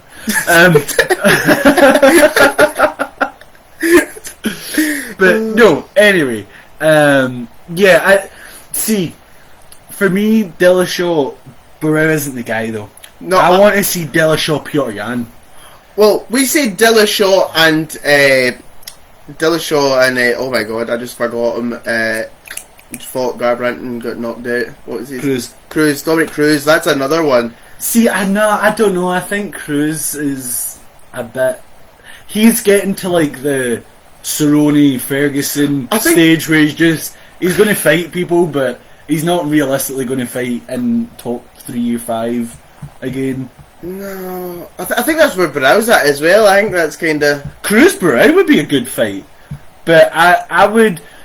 See, because Dillashaw's obviously not going to come back and fight for the title straight away, I would like to see him fight Petr Yan, because that's an interesting fight. With Petr Yan technically still the rightful champion, or still has claim to the title, but he's not champion, so Dillashaw could fight him. Yeah, but we still haven't really answered your question, Liam. So I'm gonna say I would say that Jones, because of his experience. I would say Jones. But he's going to use his reach to his advantage, and with a heavy heart, I say Jones, because I would like Ngannou. But if Ngannou gets a punch in, then it's Ngannou. Ngannou beats anybody if he punches you in the face. That's kind of if Ngannou could close the distance, if he could get inside that jab, see that long ass arm John Jones has got. See if Ngannou can get by it here, he's going to knock him out. See Jones though, he's got an arm jab. And he's got a leg jab as well. He jabs you with that little kind of front kick to the shin. And he does a front kick to the body as well. It's just all about distance, and then because he knows that if they get close, he'll get knocked out. And what he used to do is he used to play to the cards. So I don't know I think the scoring's changed a wee bit, but how the scoring used to work is that takedowns were heavy on the points. Oh yeah, so he used to just distance, and then at the end he's like, "I'll take you down 3 times." That's me won the round. Oh, do you remember the DC fight where he went like that to pretend to celebrate, and DC was like, "Oh," and he just punched him. DC was trying to take him down, and the fight was over, so he went like that, "I've won," and then DC was like, "Oh god," he just went. Oh man. But nah, I think Jones would win, unless Ngannou can get inside his guard. Yeah. But anyway, moving on from MMA, because we've spoke a lot. Is there any other interesting fights before we move on? Cyril Gane, Volkov. Cyril Gane's a good up and comer, but that's about it. Volkov's got that though. You reckon? Yeah, inexperienced. Well, to be fair, what's crazy about Cyril Gane is that he is he's sitting at is he sitting at 8th in the ranking or something, and he's 8-0. Yeah. So he's been pushed to the moon. Volkov, I think, is taking him. But what's the next big cards there? We've got the 264, which is the McGregor and Gilbert Burns. Oh, Wonderboy Gilbert Burns is there. Poirier's knocking out McGregor again. Yeah. We've spoken enough about that though. Gilbert Burns and Wonderboy is a great fight. Gilbert Burns. I like Wonderboy. I told you, I don't see anyone beating Ngannou just now. Ooh. It's going to be close. It's an either way. Ngannou and Like I say, if Ngannou made smart decisions and managed to get inside his guard, then Ngannou all the way. But unless he can do that, if John Jones does what he normally does and just point scores and keeps distance, then nah. I think Jones will just do what he did in the Reyes fight and just point score to avoid getting knocked out. Right. Give me your predictions on Ngannou and Derek Lewis, because that's the next fight. Yeah. Oh, Derek Lewis could maybe. Derek Lewis has got a lot of knockout power as well. He won the last one. Yeah. He's 1-0 up on Ngannou. Yeah. But that was the worst fight ever. Like, nobody wanted to throw a punch. Like, it was... I know, I hope that doesn't happen again. Yeah. Nobody wanted to throw a punch, but Ngannou is, as you've seen with Stipe, Ngannou is a different guy now. He's learned a lot, and if Jones fights the way he did against Rhea... Oh! Yeah, definitely. Jesus. But that was a bit heavy though. Is that how, like, Bruce Buster is going to, like, announce it at the end? By way of... Let's not get banned.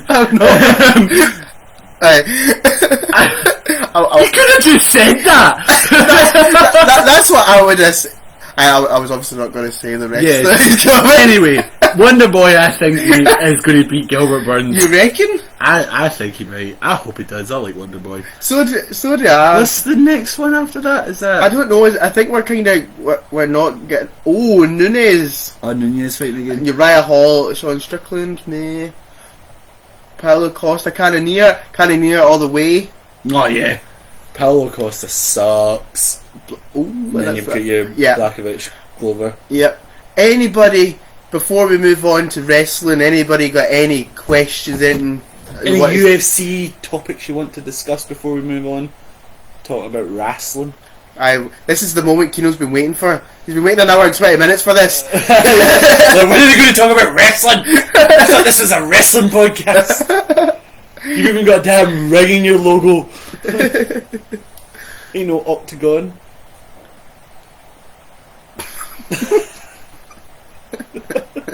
Should change the logo to the 6-sided ring that you used to use in Impact. Don't get me started, fanboy for life.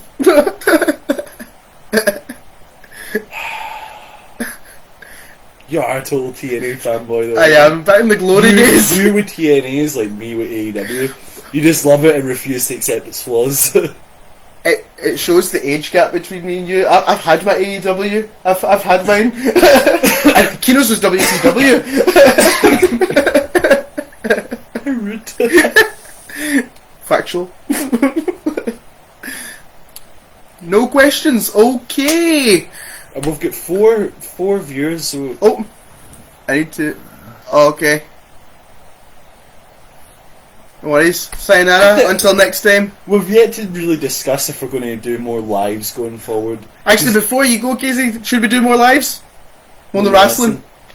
More on the wrestling. Oh, my elbow clicked there. Ow. Will that come through on Spotify? Oh well, Kino, tell us, did you hear the click of my elbow there? And then we'll know if the mic picked it up. But anyway, so no more. On to the wrestling. UFC What's been happening? A lot. Everything. So Kenny Omega. We'll get the big thing out the way first because we're going to spend a bit of time with that. What? But no, Kenny Omega is now triple champion. He's Triple A champion, he is AEW champion, and he's Impact World champion. And I love it. I am living for it. Because he's just the best. If that's for my reaction to Kenny Omega, then that's getting a like. On my laptop. 8-2 Jason.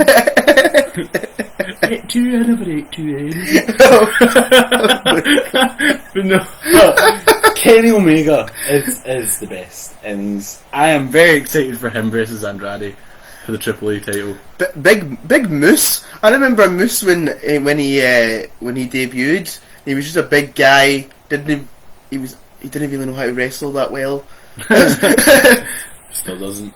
Dubsy Dub. Dubsy Dub. EC dub. Nah, EC dub is where it's at. EC dub. But yeah, I'm excited for him versus Andrade. That'll be good. But yeah, Moose has improved so much. Like, he's been on a tear this year. Have you seen some of his matches? Yeah. Him and Rich Swann put on a really good match. He did. Even Tommy Dreamer, he dragged a great match out of Tommy Dreamer at Tommy Dreamer's age. Overrated. Is this Moose that's overrated or Omega that's overrated? Probably Omega. I don't think Moose is overrated that much. You need to be rated to be overrated. Yeah, because you and him ganged up on me with the Young Bucks thing as well. The Young Sucks. Right, just on that, right? I want to say something to anyone who happens to listen to this podcast episode. I don't understand why everyone hates the Young Bucks so much. They're great. The Young Bucks are great. And Kino, just on your comment about saying he's crap, Kenny Omega is the best wrestler in the world. There is no question about it. There's no disputing it. He is the greatest athletic performer in the world right now. I thought Shane McMahon already clarified it was him.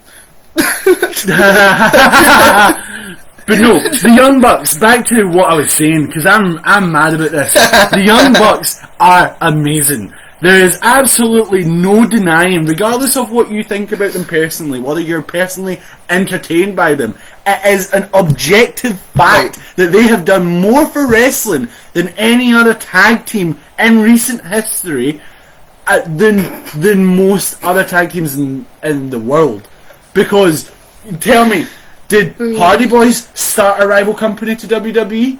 No. Did Hardy Boys revolutionise tag team wrestling? Yes. Did they do it in the same way that the Young Bucks did on their own? Absolutely fucking not. Because strong words from the Kino. Fuck you.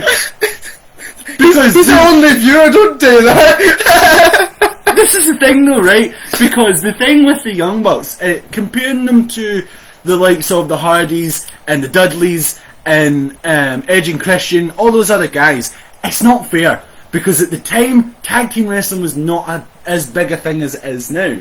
So it wasn't it wasn't the same. It wasn't as popular. No, because they made it popular. Kino, tell him. No. Listen, I'm not saying that tag team wrestling wasn't a thing. It was. Ooh. That's besides. No. Oh, that's completely incorrect. And I love Hangman Page. I like Hangman, and Omega is great, right? I've just like winding him up. Omega's great, but the Young Bucks. This is my gripe. Actually, this is my gripe with AEW, right? I love a good spot match. My gripe with AEW, selling. Somebody sell a move, please. Like, be hurt.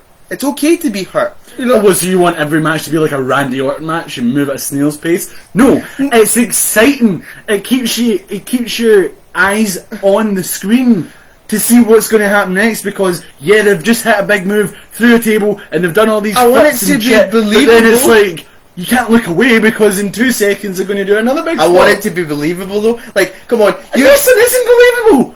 Like, no part of wrestling is believable. Some of it's believable. No, it's not. They're trying. When I pull your arm, you're going to go running for half a mile and then run face first into a post. They're trying to take it, like, that's taking the piss though. Like, you chuck him off a ladder through 10 tables, and then he gets up, and then he chucks you, and you're like, come on, man! This is so much shit, because that's just straight up incorrect, because that doesn't happen. People say that happens, and it doesn't happen, because this is the beauty of a tag team. It's not that, he'll get put through 10 tables and he'll get back up. No, Matt Jackson will get put through 10 tables, and then Nick Jackson will come in and wrestle for a bit until Matt Jackson comes back. Just because the action's always going doesn't mean that they're not selling. Matt Jackson's still lying out there in the middle of a bunch of broken tables selling the move. But it continues going. No, it's still real to me, damn it! Right, seems like Hardy's, Edge and Christian and the Dudleys. See, I grew up in a tag team era. That's a tag team era. No, that's what I'm saying. I'm not disputing that, but it's different. It's a very different situation, because tag teams were not as popular. I'm not saying that it wasn't a thing. What I'm saying is tag team wrestling wasn't as popular until they came along. and put on TLCs. Yeah, no, okay, I'll give you that. So, you see my point, right? So what I'm saying is, the reason it's different is because tag team wrestling is very, very popular now. And the Young Bucks are doing everything they can to stand out from the pack. See, and the whole EVP thing is such bullshit as well, because you cannot sit there and say, oh no, they shouldn't be champion, they shouldn't wrestle, no. when they're the best team in that company. So yeah, they should be champions, because regardless of whether they're involved in making the decision, they're still extremely popular. You know, what have you done? Oh, Taylor! Heavy happening home slice. But no, Kino, what have you done, man? You've put him on one. I'm just... No, because you're not the first people I've had this argument with about the Young Bucks. But the Young Bucks have done more for wrestling industry and for tag team wrestling than almost any other tag team ever have. What? The only thing I don't agree with that Kino says is that they're all super kicks, because have you seen an Uso match? Yeah, that's also, yeah. And they're not all super kicks. People take things out of context. They do super kick parties, it's a thing where they hit everyone with a super kick. But they don't only do super kicks, they do all kinds of moves. They're great wrestlers. Yeah, but and I just don't understand why everyone hates them so much. What I said is, it's my gripe with AEW. We need more selling. Selling is an art. I will accept that, right? I will accept that for the sake of coming to a truce here, because we need to move on. But the only last thing I will say about it is, it is not... fucking set me off on one. This is your fault, Kino. The last thing I will say on the matter is that the Young Bucks, I feel like people want to hate on them as performers because they're not personally entertained by them, and that's an entirely different thing. You can personally not enjoy something, but you need to objectively recognise what they've done. You cannot deny that they have done a lot for wrestling as an industry and for tag team wrestling specifically. You cannot deny it.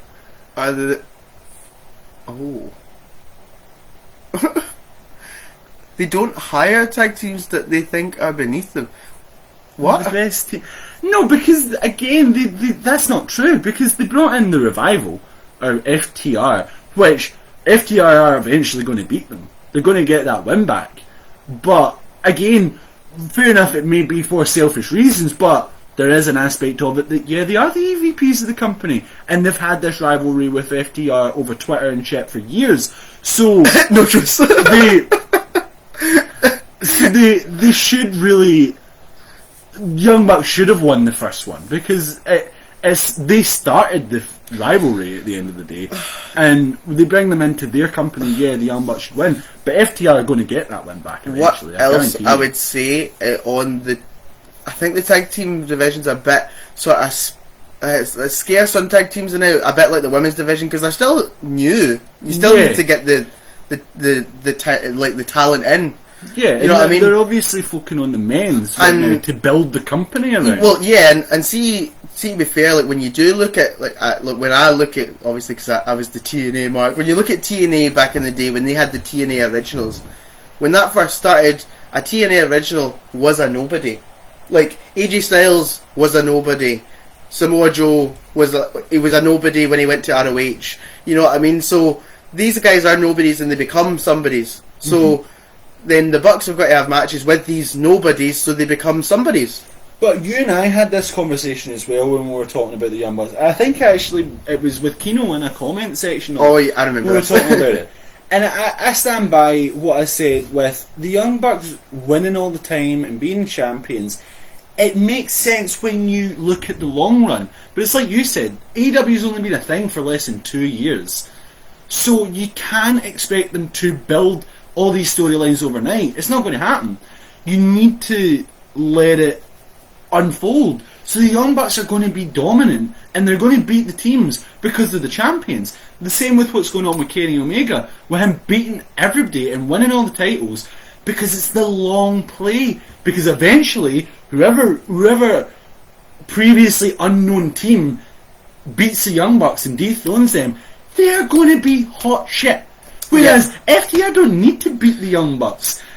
Fucking, these other Lucha Bros don't need to win the titles off the Young Bucks. So what you're saying is So, are you trying to set him off again, Kino? Is this what you're trying here? Is this the game plan? No, that's not. That's the opposite of what I said. But anyway, that's literally the exact opposite of what I said. But with Omega, for example, I've spoke about this before, so I'll not go into too much of what I think is going to happen. You can go and listen to one of the other episodes where I talk about it. But the whole thing with Omega, I am 100% certain that is a long play to build Hangman Page. They're going to build that entire company around him. Him and MJF are going to be there rocking Austin. They're going to be the two stars that they build the whole rest of the company around. Yeah, and they're using Jericho to build MJF right now. I reckon MJF is going to be he's going to be to the TNT title what the likes of The Miz and Jericho are to the Intercontinental title in WWE. They're going to be these long-running associated with that title. Yeah. I don't think they're going to put the world title on him now, because I think if they were going to, he would have beat Moxley for it. But I think Hangman is going to take that world title. I think, MJF is definitely a future AEW world champion. 100% agree. Darby Allin is phenomenal. And I think Darby will eventually be in world title contention. Right, I'm just putting this out here. Taz's group sucks. Taz's group does suck. Yeah. I don't like any of them. And it doesn't make any sense why Will Hobbs joined their group. He just sort of...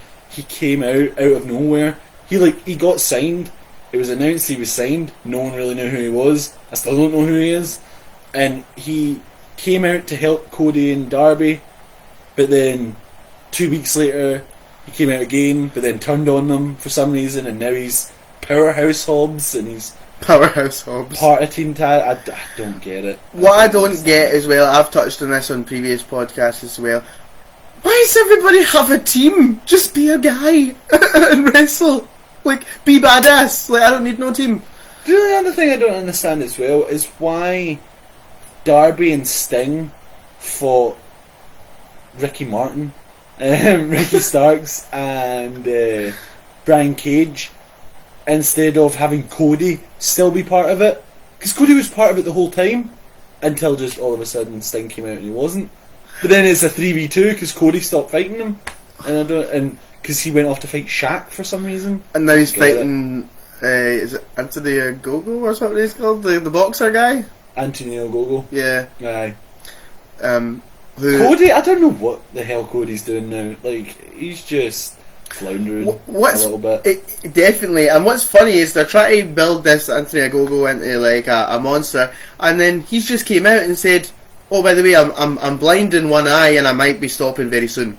So the thing with Cody as well is Cody, to me, represents everything that Kino says the Young Bucks are doing and Kenny Omega's doing. I don't think they are, because they're doing a long play for building it's a bigger picture. They've got a bigger picture in mind. Cody holding that TNT title, coming back and beating Luke Harper, Brody Lee, and doing all that, nah. That was purely selfish reasons. that was selfish. Because there was no need for him to do that. But I think now, After getting dominated the way he did, he should not came back and won that fight. yeah, but I think like he did the right thing getting dominated, but maybe it should have been a closer fight and then he still should have lost. But I think now they've established that they've got their own job within the company. Obviously Omega is meant to be the face right now. Right, And then obviously the Bucks are meant to be building the tag division, and then they're doing the slow burner with Hangman. So you think he's nowhere near the title, and then boom, he's going to be in there. well, he's with the Dark Order now. Yeah, right now. Great. But yeah, that's what I'm saying. You're going to think that he's nowhere near the title, and then boom, he's going to be a main event player. Oh yeah. And Cody Rhodes is like, he's trying to get more eyes onto it. He's trying to get bigger names into it. Like, Yeah, he's just fighting celebrities. fighting celebrities. Like, I'm fighting Shaq. Come watch AEW because Shaq's fighting. Come watch AEW because I'm going to be fighting an Olympic boxer. Like, you know what I mean? So I think they've kind of said, look, we've all got our own jobs, and this is how we're going to build the company up. Do you know what Cody should do? Cody should fight Stephen Amell again. Mm. That would be great. Because they fought in WWE, and I think they also fought in Ring of Honor, maybe? Mm. Has Dustin Rhodes got a feud lately? I think they're like feuding with QT Marshall and that. I don't really know. Because they're doing like the Nightmare Factory versus the... I can't remember. What See, this is my problem. Everybody's got a group, and you can't really be a breakout star the same. So, like, you've got... Unless you're leading the group.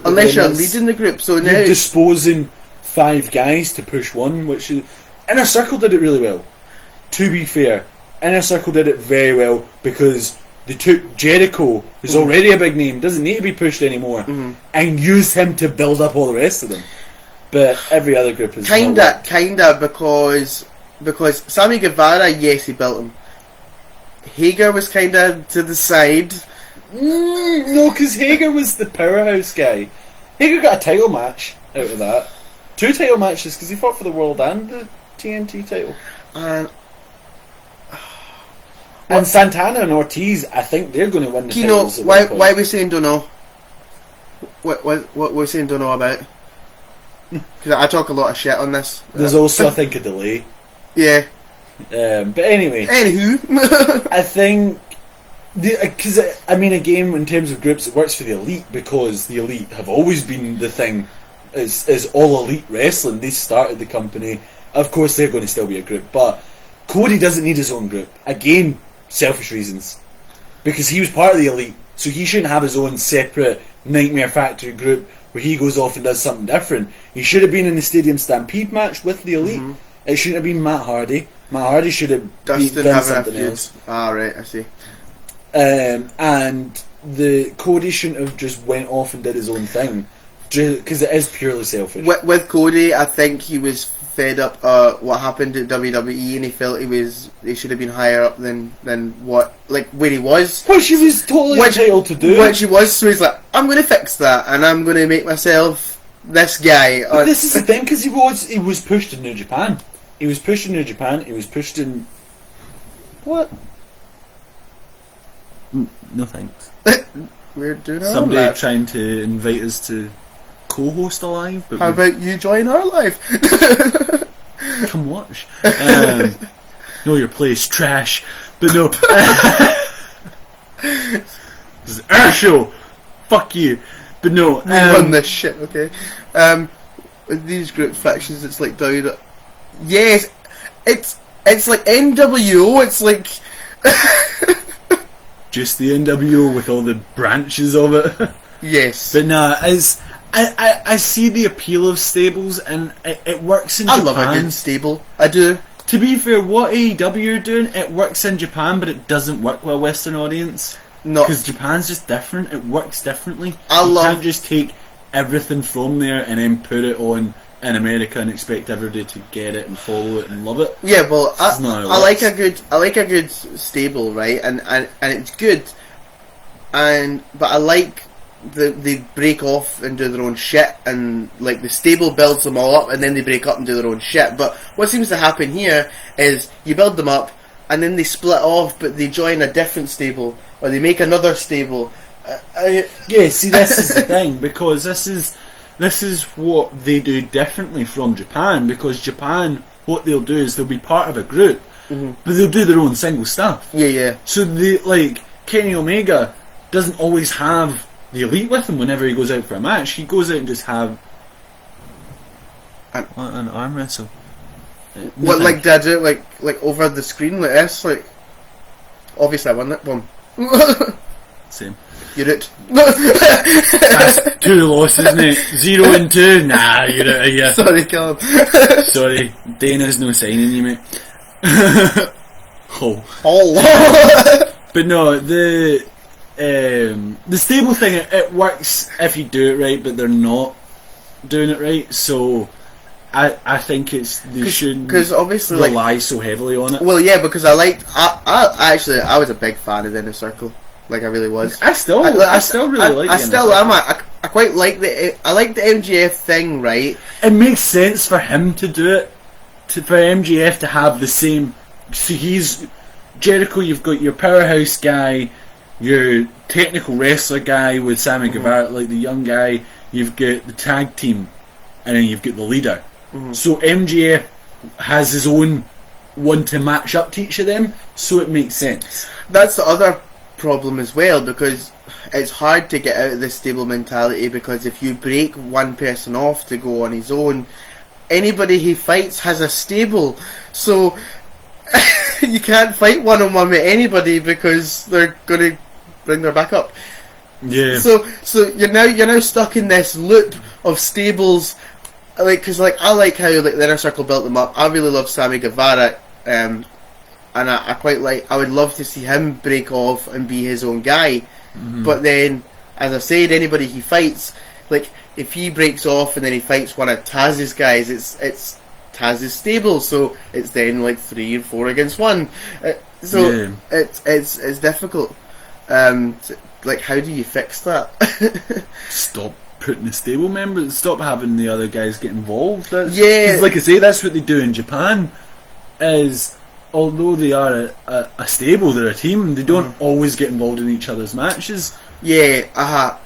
Exactly, and that's the thing. We should just. Sorry, his lizard's on the move. I got distracted by my lizard. Maybe we should bring him on stream. I just realised how that sounded. Yeah. Why are you highlighting that? Stable should consist of one guy going for the main title, one going for the secondary, one tag. What, like an Undisputed Era? Like in a circle? Yeah. The enforcer's a must. Like. Yeah. Like the Jake Hager. The enforcer is the must. The best worker in the group doesn't seem. What? Yeah, because doesn't seem to be much of that. Yeah, because there's so Inner Circle and the Pinnacle. That's what they're doing, but the rest of them aren't. Do you know the only other big stable that I like that doesn't do that is Dark Order? Because Dark Order are all on equal level. They've got the leader, and then all the rest of them are the cronies. I do kind of like that because they've given each of them depth. Like John Silver is one of my favourite wrestlers. I like personalities. I just love him. John Silver is the best. Him and Alex Reynolds together as the recruitment specialists are absolutely hysterical. 10 is a big guy. He's great. I really like him, and he had that whole thing with Brody Lee Jr., which was just, it just warmed my heart. Then you've got Stu Grayson and Evil Uno, who are a tag team, so they can do that. And then you've got Anna Jay, who's just brilliant. I fucking love Anna Jay. Do you know what makes me sad though? Me and Anna Jay are the same age. Look what I've done with my life. This. We've got one viewer. That's Kino. Hang on, I need to fix this. Yeah. It's drifting towards me. It knows who it wants. That's what the people want. Give the people what they want. But no, I love what's Anna quite Jay funny, as well, right, is I just want to highlight this is what's been happening, right, and Kino has sent this off in a mad rant and we went crazy on AEW. But we've been talking about what's been happening in AEW. Well, yeah, kinda, sorta. We were just talking about your love of AEW and Kino's dislike of AEW. Do you know who is top notch right now? Roman Reigns. Roman Reigns is in the highlight of his career right now. He's hit his absolute peak. And I thought for a very long time. Now, I wasn't one of these like Roman Reigns haters. I didn't hate him. I didn't really like him that much. But I always thought his peak was going to be the Shield, and it's not. It's this. It's the Tribal Chief. Yeah. When he first came as the Shield, he was exciting because he had like all the potential, all the tools, and like all the moves as well. You were just like, this guy is it. And then WWE said, this guy is it. So we're going to make him win all the matches. And I was like, he might be it, but he doesn't need to win everything and have the record for eliminations on the Royal Rumble. He didn't need to have all that. Like, now you've ruined him. But the Tribal Chief thing is brilliant. Oh, it is. It's great. His promos are massively improved.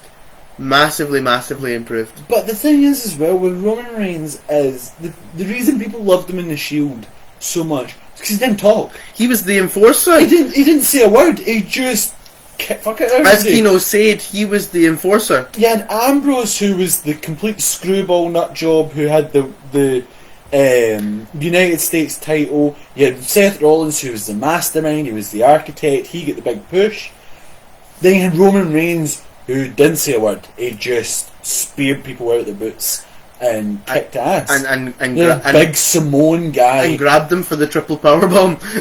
Just this big, massive Samoan guy who just destroyed See, when people. he basically appeared out of nowhere and started doing his, like, see the big shout he does before the spear, I was like, who is this guy, man? This is impressive. But yeah, then the WWE kind of ruined him.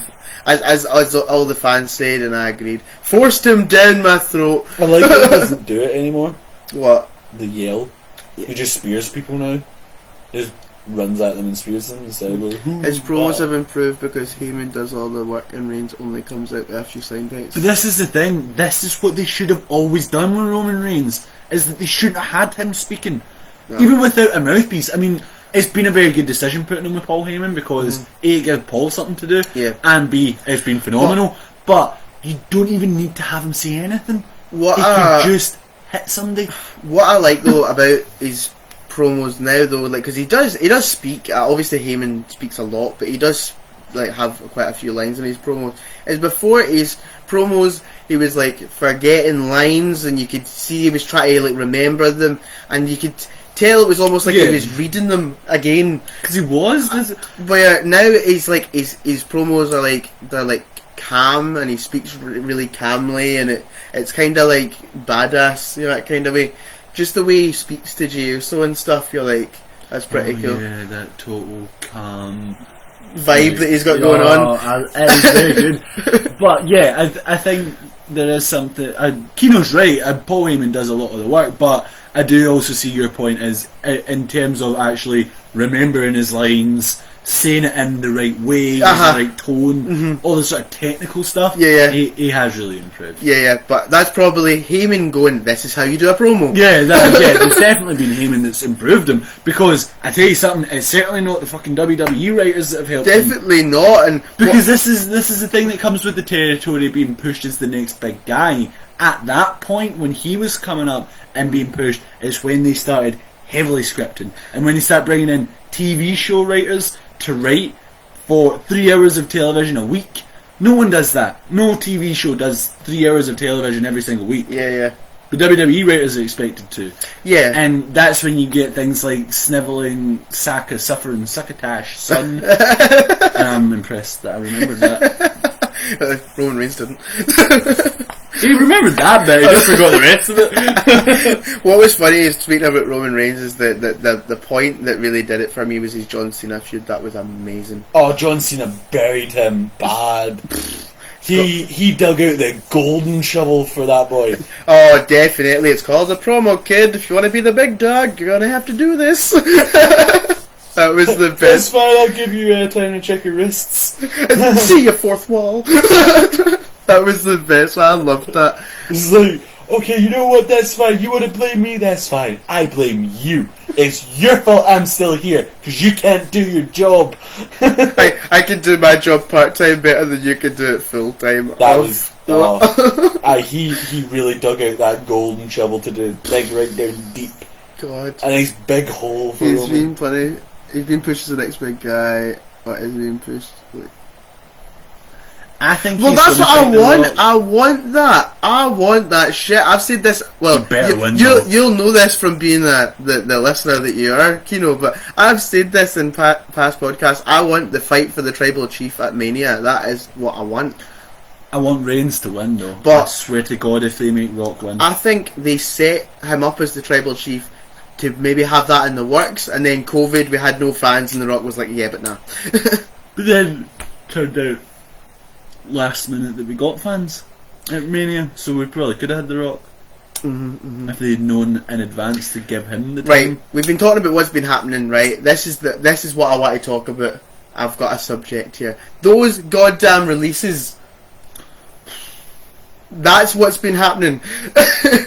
That is what's been happening. It's nuts. It's Samoa Joe. Surely they've seen Billy Kay's resume. Surely. Well, we can talk about the other ones, but I just want to take a moment to say how fucking stupid it is that they let go Samoa Joe. Yeah, he's Fucking Samoa Joe. Are you taking the piss? Why would you release Samoa Joe? even as a commentator. You're gonna regret releasing Samoa Joe, because he is going to make a massive fucking difference wherever he goes. Oh, it's going to be Joe versus Omega.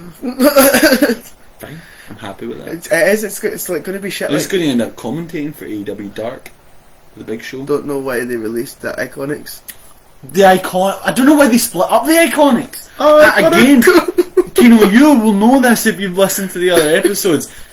I don't know why they split up the Iconics. It makes zero sense that they split up the Iconics. Because the Iconics were the only actual women's tag team. That's what I'm going to say. You're trying to build up the tag team division. They've got 2 titles for the women's tag division now. Fucking ridiculous. I don't even want to do this podcast anymore. He's off. Fucking 2. Why? You don't even have one division. You've only got about 2 women's tag teams, and you've got a belt for each of them. Fucking idiots, man. They released Adnan today. Who's Adnan? Adnan? I don't know who that is. Is he an NXT guy? I know that there was a few more releases from NXT recently. Is that the guy for Saudi? Is that no? That's not the guy for Saudi. No, that's oh my god, what is his name? Oh, what is that guy's name? I was literally just talking about him the other day because he lost for the first time. He's like 50-0 or something. He's like 50-0. I'm not even kidding. No, I need to split them up. They were. Yeah, They were so entertaining, and regardless of their the commentator that replaced Joe, I thought because they've got fucking Pat McAfee on now. Love Pat McAfee, man. Hate him. Oh, I hate him. Why? But I'm that's supposed to hate him. You're supposed to hate him in the right way. I don't mean that I don't like having him there. I don't like him in the way I'm supposed to not like him. What I would say though is if Joe is too injured, because they're trying to say he was still injured and he couldn't wrestle. So if he's too injured, he's never going to wrestle again. Byron Saxton, get to fuck. Like, get Byron Saxton to fuck, and then Just going to make Byron Saxton unemployed. If somebody's got to be unemployed, it's not going to be Joe. It's going to be Byron Saxton. Yeah, but Joe can go work somewhere else. Byron Saxton's not getting hired anywhere else.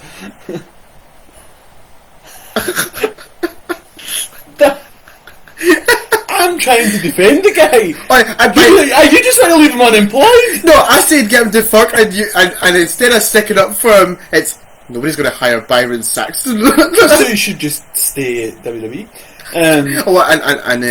And steal a living, yep. Pretty much. Yeah, listen, that's your words, not mine. But, yours is he's not going to get hired by anybody else. No, but Joe will. My point was Joe will. Don't Joe mind Byron as long as he's being abused. I definitely. That is very funny. That is worth having Byron.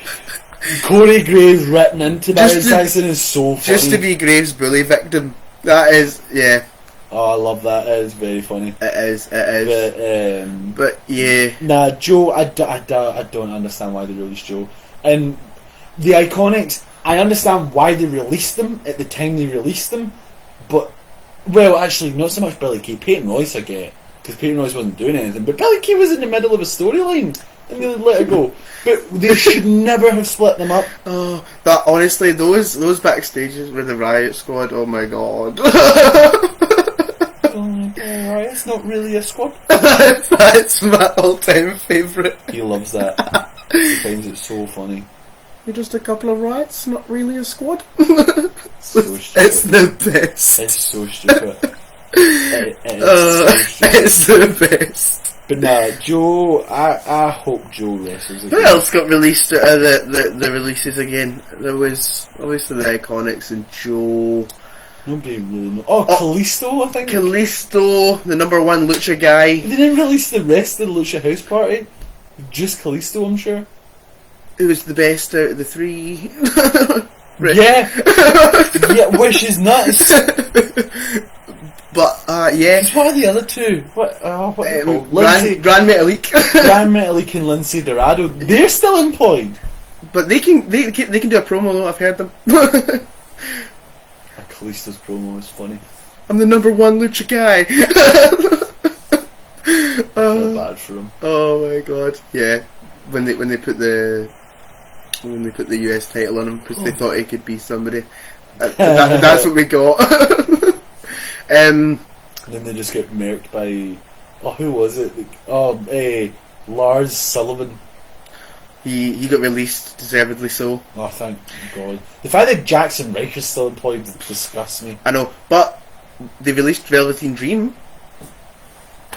Thank God. Thank God. It's a shame that he was like that because he was so entertaining and I really liked him before I found out about that. He was a very good... Alexander Wolf as well.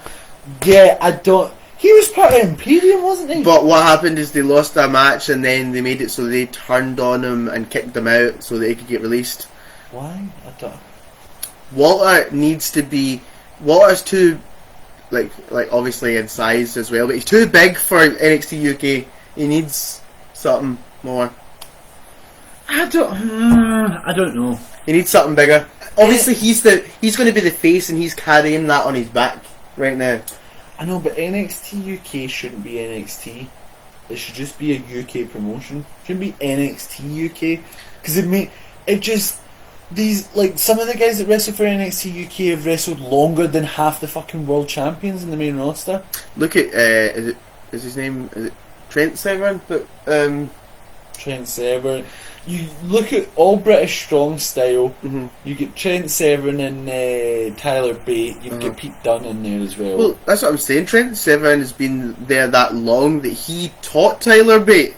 Yeah, you've got tons of other guys there as well that have wrestled for years. You guys like Joe Coffey, guys like BT Gunn, like all the British wrestlers that didn't want to go across wrestle for NXT UK.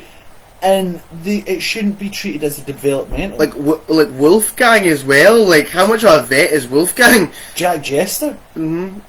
But to be fair, I'm a really big fan of Grizzled Young Veterans. Like Grizzled Young, but again, Grizzled Young Veterans. As soon as they get popular, they put them over to NXT in America. Yeah. It's like no, it's not a call up. Well, that's what if is it called up? Like, I know you don't watch a lot of football, but this is it's like football where you've got divisions. So like, so is it like NXT UK, then NXT, then SmackDown, then Raw, or 205 Live as well in between. What's 205 Live? I don't know. Go watch the episode. God, nobody knows what 205 Live is. No, well, we do, because remember we did an episode on it. About how bad it was. Yeah, go listen to it now. Go check that but out. But what's been happening is Kushida's champion. Ali Kushida. Yeah, he's good. But then this is the thing, the only time the Cruiserweight Championship's relevant is when it's on NXT, because they've built this thing where NXT is like the black hole of fucking independence, where all these guys that are really big elsewhere or are complete rookies all mix in with each other and they all converge on NXT, and NXT's great, but then they go, right, okay, we're bored of you now, so let's go up to Raw or SmackDown, you can get ruined. There's a quote. NXT is the black hole of independence. That's a quote on it. But yeah, I don't get it. They're making you like get promoted to NXT from NXT UK. It's just so weird. Wolf had a visa issue. Yeah. Is that because we're? But then, if it was a visa issue, surely why would they release him? 205 could have worked if it was given the proper attention. It was just taped after SmackDown and nobody cared. Yes, agreed. Honestly, go listen to our 205 Live episode because that's exactly what we both said. That if they just put a bit of effort and production into it, then it would have been a lot more popular. Because look at how popular the Cruiserweight Classic was. I think I'm going to probably start reading these questions out louder than that for the people listening on Spotify. I'm just like, no. No, I can barely hear you and I'm sitting right next to I you. know, I'm reading it into myself, forgetting that people might want to listen to me somewhere out there. This is officially our longest ever episode. I know. Over 2 hours. It's because we've merged MMA and WWE. You bored? No. Hey, I've been working all day. Shut up. Me too. Shut up. I was out working though. Oh, son. Working from home. Your gym jams. My gym jams. Oh my god. Yeah, fuck you. Yeah, what were we saying? Off topic. Who cares about my work? Alexander Wolf. Yeah, I visa like him. issues. Have you seen his independent stuff? It's really good. He's nuts. I wish they hadn't broke up Sanity though. Shouldn't have separated Sanity because they sent him off to do Imperium, saying they'd left Nikki Cross on NXT. I blame the AEW talk for the terrorist. And whose fault was that, Kino? Tell me. Who did it? I said to you, you've started something now, and here we are, 2 hours and 5 minutes later. I mean, partly my fault for going in the rant, but he should have known. He should have known I'd gone around. He did it on purpose. That's like why he said it. I know he did it on purpose. He knew. He did it on purpose. You knew. Bastard. But no. Yeah. So other shit that's been happening. Because we've not really actually touched on wrestling. What's been happening, really? We have a little bit. This is what's been happening. The releases. Is something, but we've not spoke about actual like stories and time frame and that. And look, right, guys, call a truce here, all right? Fuck your truce. That's for the truce, and that's for you, Kino. But no, so Mania happened, which was great because we had fans. We had but then fans. The matches happened, which weren't so great because there was a lot of interesting decisions made. Right, I'm going to go out on a limb here, say night one sucked. See, I preferred night one. Night one was better than night two for me, personally. The Fiend match was weird. I don't. Oh no, actually, no. Sorry. I'm talking shit. I am actually talking shit. Bad Bunny was on night 2, wasn't he? So yeah, night 1 sucked. But Bad Bunny was like the highlight near enough on night 2. Bad Bunny was great. I was shocked at how good he was. When he did a Canadian Destroyer, that shit had me.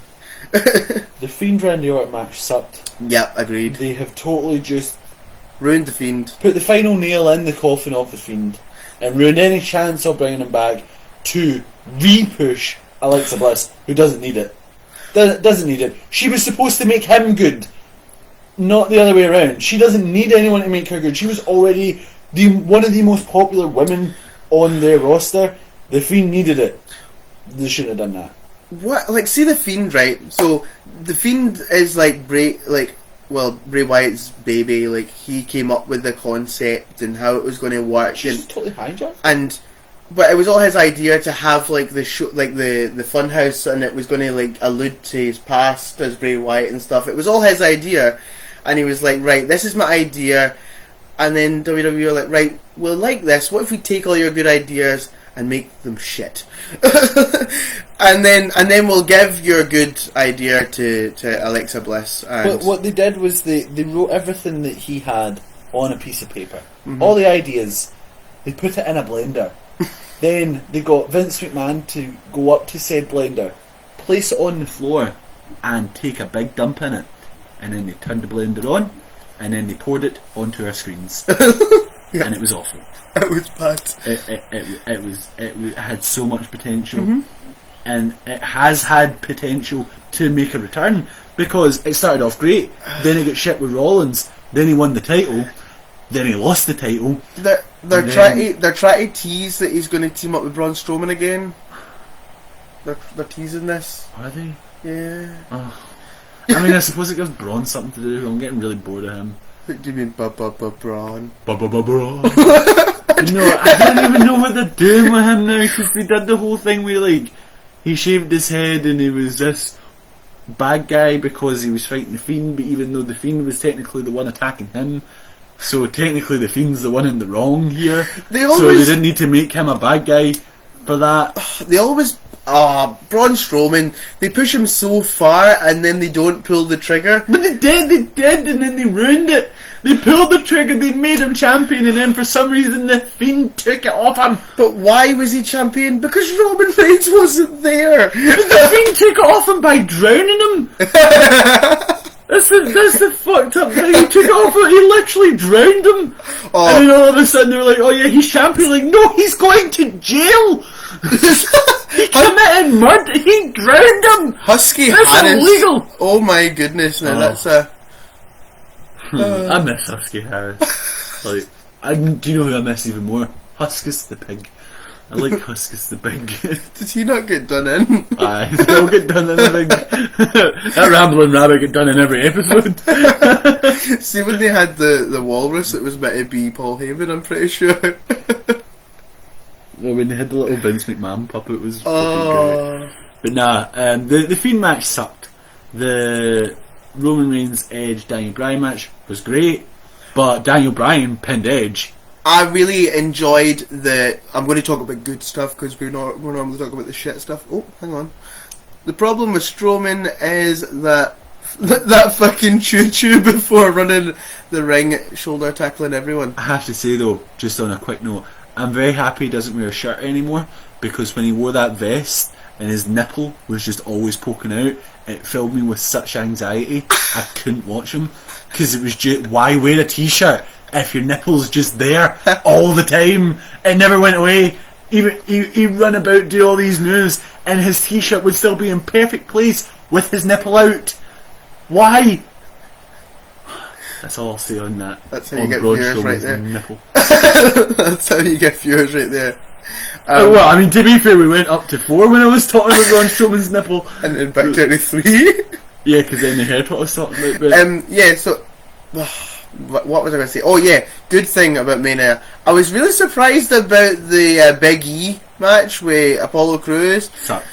I liked the match.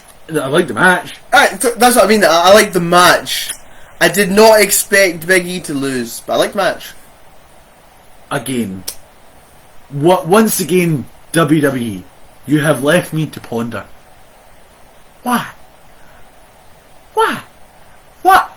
Why have Big E beat Crews clean 3 times, only to then have Crews win at Mania? Why? That makes no fucking sense.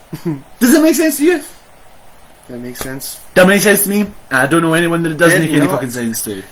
What? If you're going to have him win at Mania, that's fine. Build him up to win then. Don't have him lose clean 3 times, only to then win at Mania. That is pointless. What's funny though... Oh. Hi, Barry. Ultimate Warrior won WWF champion. I wasn't born. Me either? Or was that 90... Was it 94 when I was born? Just born. Wow. 1 year old. Wow. Yeah, but what was I going to say? Yeah. Oh, they had like the lots of draws. They drew loads and loads of times, and then he beat him clean. So that's how long that's been going on for. What? Apollo? Yeah, they had draws. Yeah, did they have draws? Yeah, they had draws where they like double pinning each other and all this. Oh, like the Sheamus and Cesaro thing. Yeah, so they had that. Then he beat him clean 3 times, and then he lost. So this has been running on for what feels like an eternity. I know. Sami Zayn is the rightful Intercontinental Champion, and I will hear no different, because Sami Zayn is the best. Oh, what's been happening? Blooming Logan Paul. Don't talk to me about that. I hate him. He needs to fuck off to the furthest corner of the world and stay there. No, I think I think he needs to fuck off some more after that. It is impossible for him to fuck off as much as I want him to. Yeah. I hate him. He that is is everything that is wrong with society and the world. There's not enough off that he can fuck. Yep, definitely. The 2 of them, him and his fucking dumbass brother.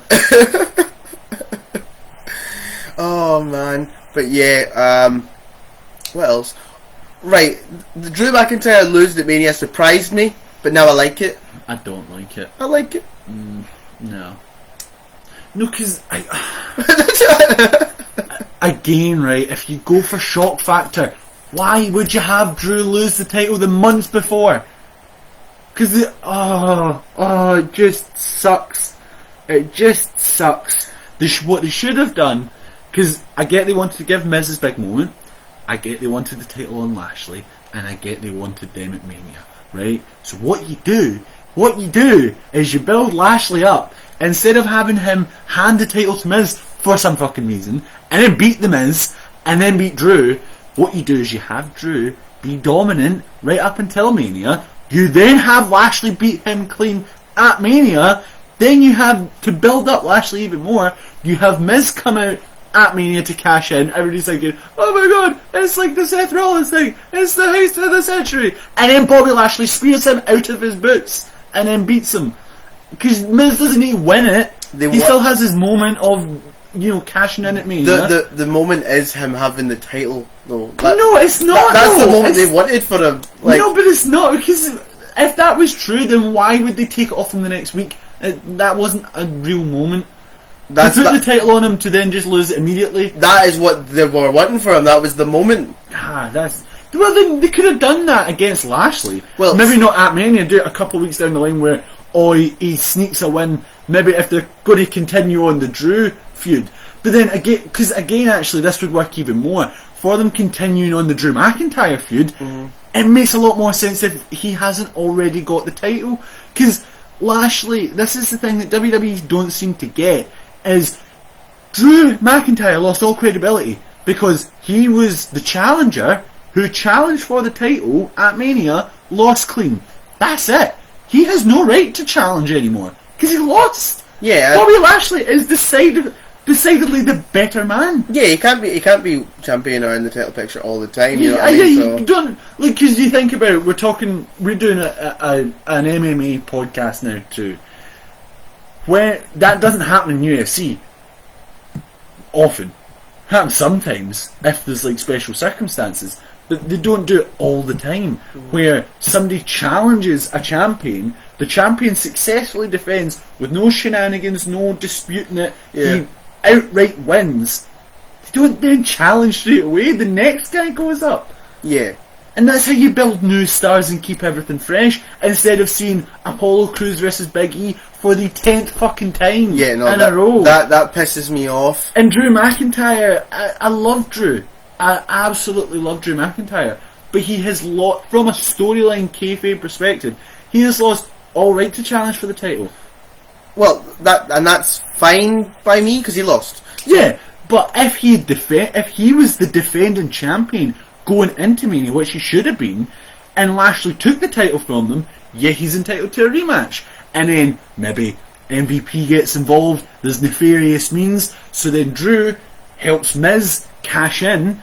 They can then have a triple threat. He doesn't have an American accent, he's got a Braveheart accent. That is what accent he's got. Yeah, he's got a Mel Gibson Scottish accent. Alright. I do agree, I can't stand his accent. It's the same with Nikki Cross. I can't listen to them. Because, for me, especially with Drew, because obviously, in Scotland, for those of you who may be international listeners, in Scotland your accent changes depending on what town you're from. You'll notice Jason talks quite differently to me because he's from down in Stirling. Stranraer. I keep saying Stirling. Stirling's up. He's from Stranraer. I'm from Ayr. Glasgow sounds different. Glasgow sounds different depending on what part of Glasgow you're in. Yeah. And then like Aberdeen and all that stuff is very different. But the problem I have with Drew McIntyre's accent is he's from the same town I'm from. He's from round the corner from me. I literally grew up and I could see the school he went to from my bedroom window. No one talks like that. Now he's Mel Gibson. No one talks like that where I'm from, and I hate it. It's the same with that fucking TikToker, the littlest chicken. He's from like Alloway. No one talks like that. Well, to be fair, it's because hiya pals, it's only me. Shut up. Fucking Fanny man. Lewis is on one. I'm in a bad mood today. I'm pissed. Oh, yeah, honestly, because my name is Drew McIntyre. I am Drew McIntyre. Can you imagine if I just did the rest of this podcast and spoke like this? It would be absolutely atrocious. Like Atrocious. It's honestly, I agree. Lose the accent. But what's been happening is because as you rightfully said, he lost the title, so he shouldn't be. Can you imagine? Oh, a wrestler with a Glasgow Uni accent, that would be class. I'm going to now hit him with the Jaeger bomb. Alright, Brer. We're going out for some top-notch quality banter tonight. We're going to have a good time. That would be my signature move, the Jaeger bomb. Yeah, hit him with the Jaeger bomb. Oh man. Oh, this just took a turn. Again, your fault. You do this all the time. What I was going to say is the next step on the World Championship sort of story is that they're teasing Kofi Mania 2.0. No, I know it's not going to happen, but that's what they're teasing because he beat pinned Lashley, didn't he? He pinned Lashley, and I think he pinned Drew. Don't quote me on that. I think he pinned them both. No, I don't think. Yep. I don't think he's fought Drew because Drew was with them. Oh, hang on, because Drew McIntyre. What's happening with this? Why is this happening? It's because you keep sitting in the fucking cable.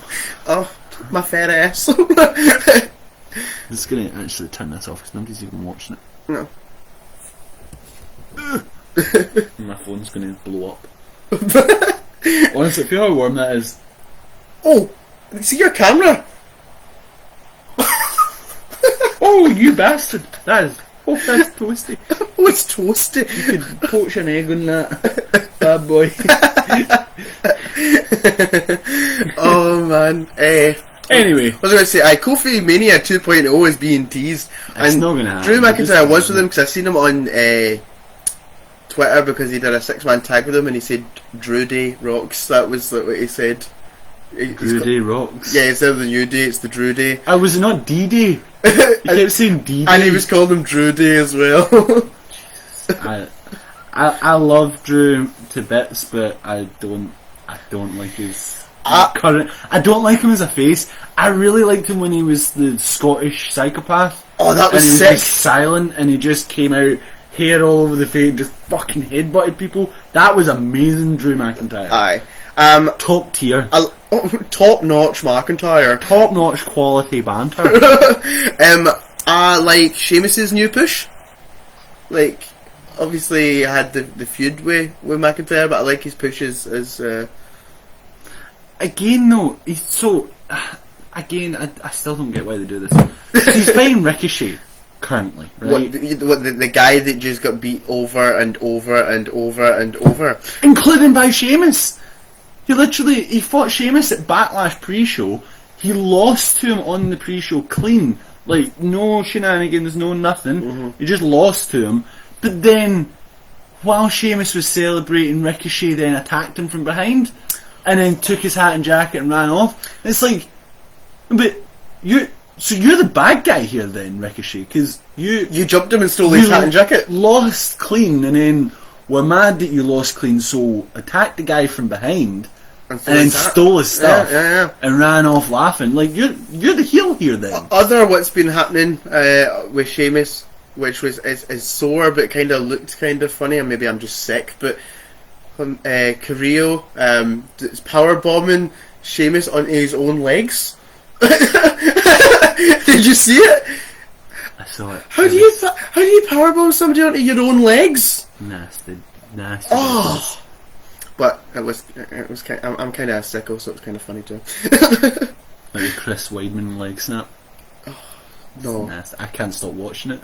It's just you are a sicko. It's fascinating to me. I seen this leg going. I don't get how it just goes. This leg just goes. It's when he stands on it and it just folds. Oh. Anyway.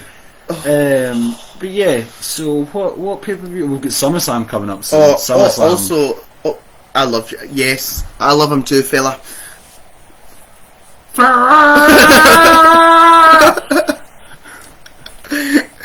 Fella! Sounds like you're shouting on somebody called Fella. Brog! Brog! Brog! Brog! Brog! Oh, right. I want to switch over to the women's division now. I'm really liking Rhea Ripley as the champ. Loving it. I miss Asuka. I like Rhea Ripley, and Rhea Ripley's great, and I'm glad that she's champion. But I miss Asuka because I love Asuka. Me too.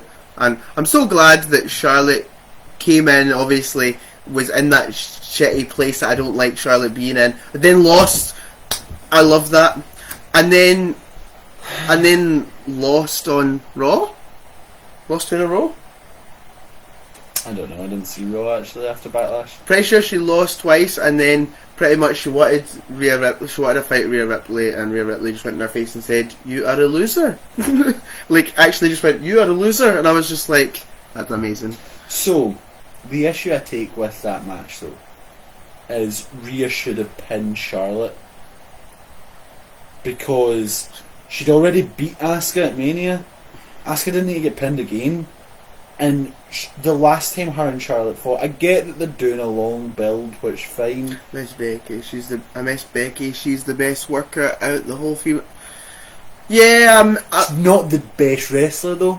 She's the best worker. She's not the best wrestler. Not the best character. Not the best wrestler. Best character / promo. Yeah.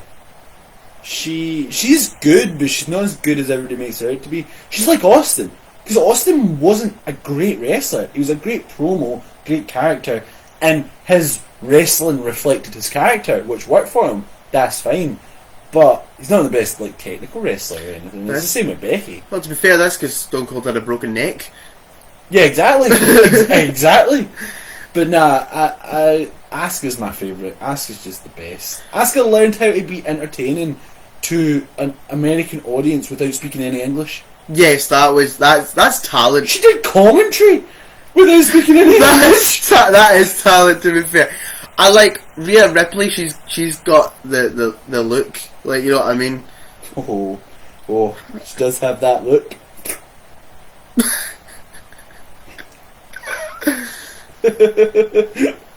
Oh man, we're going down that path again. Going down the path.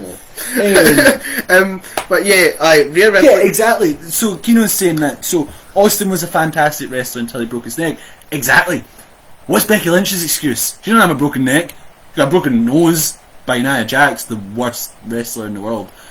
But come on, just push Shayna Baszler already. Oh my God! Please, for the love of God, take Shayna Baszler, move her as far away from Nia Jax as you possibly can, and then shoot her to the moon.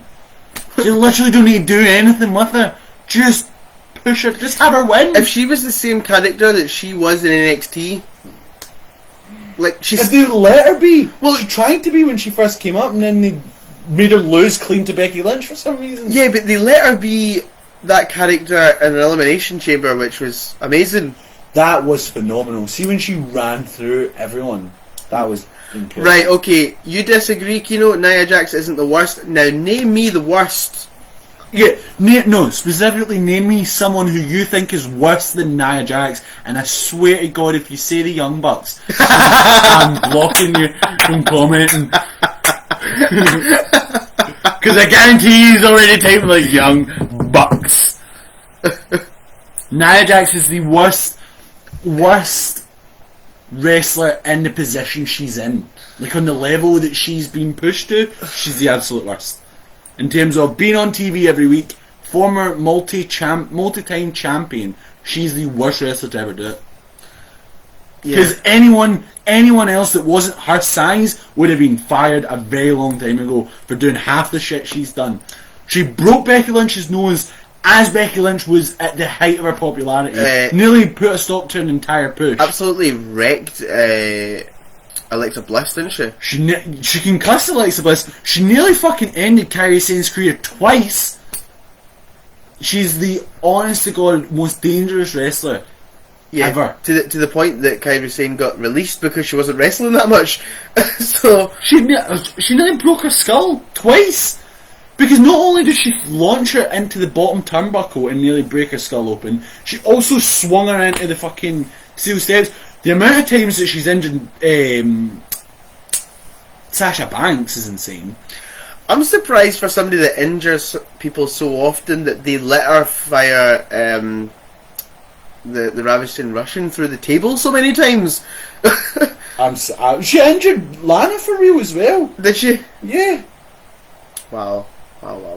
Because everybody thought that whole thing with her leg was a work, and it wasn't. She actually injured her. Wow. It's the worst.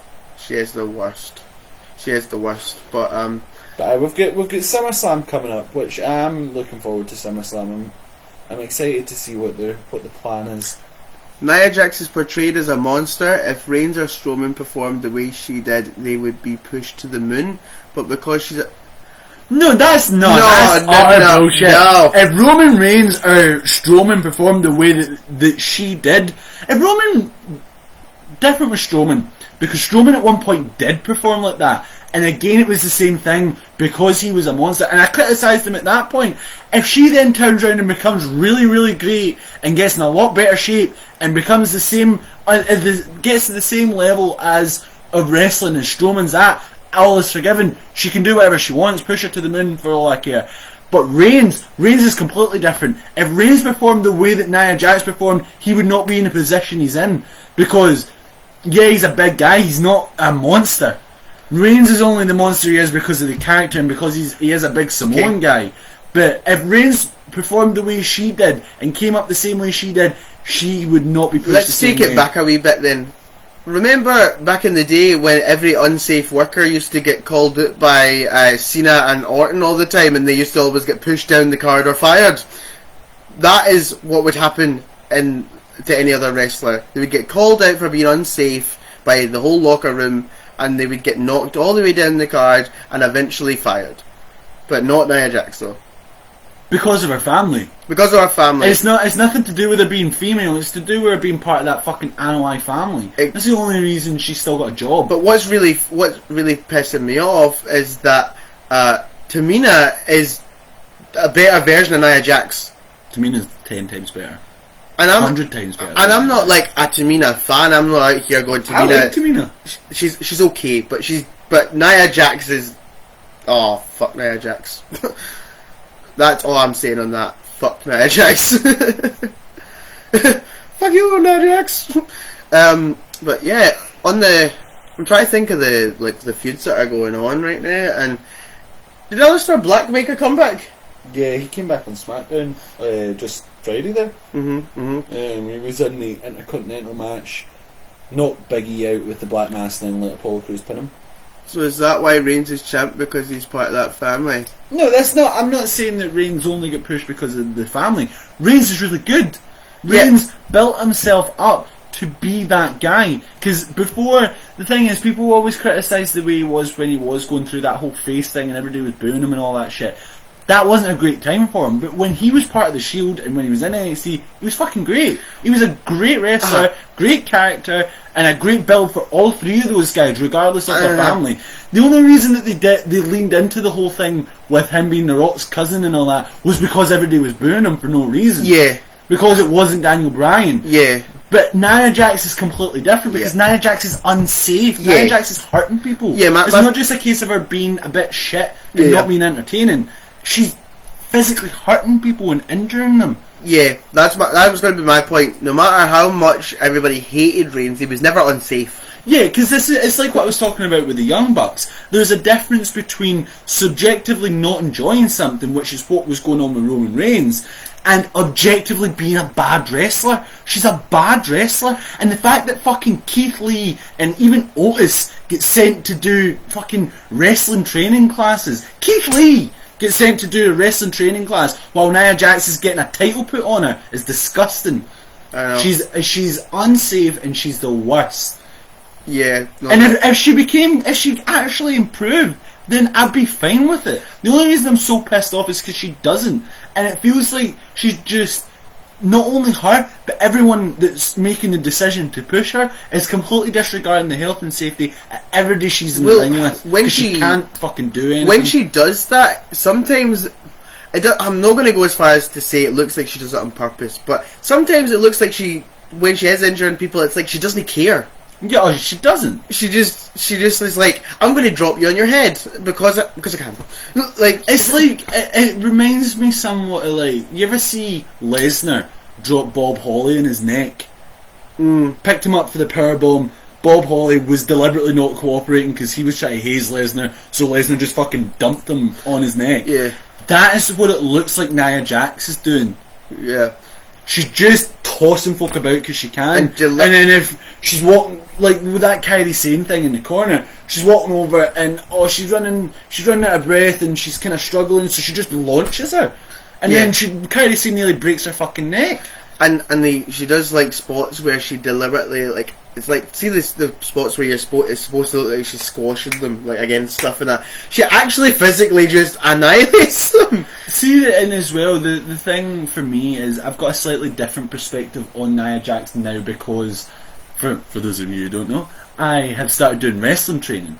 So, I know how much every single thing you do hurts. Even the little things, like fucking lying down and getting up, hurts, rolling over, it all hurts on that ring. So the shit she's doing is so insane to me that it's like, why are you still letting her do it? Yeah, it's like, why are you just letting her do it?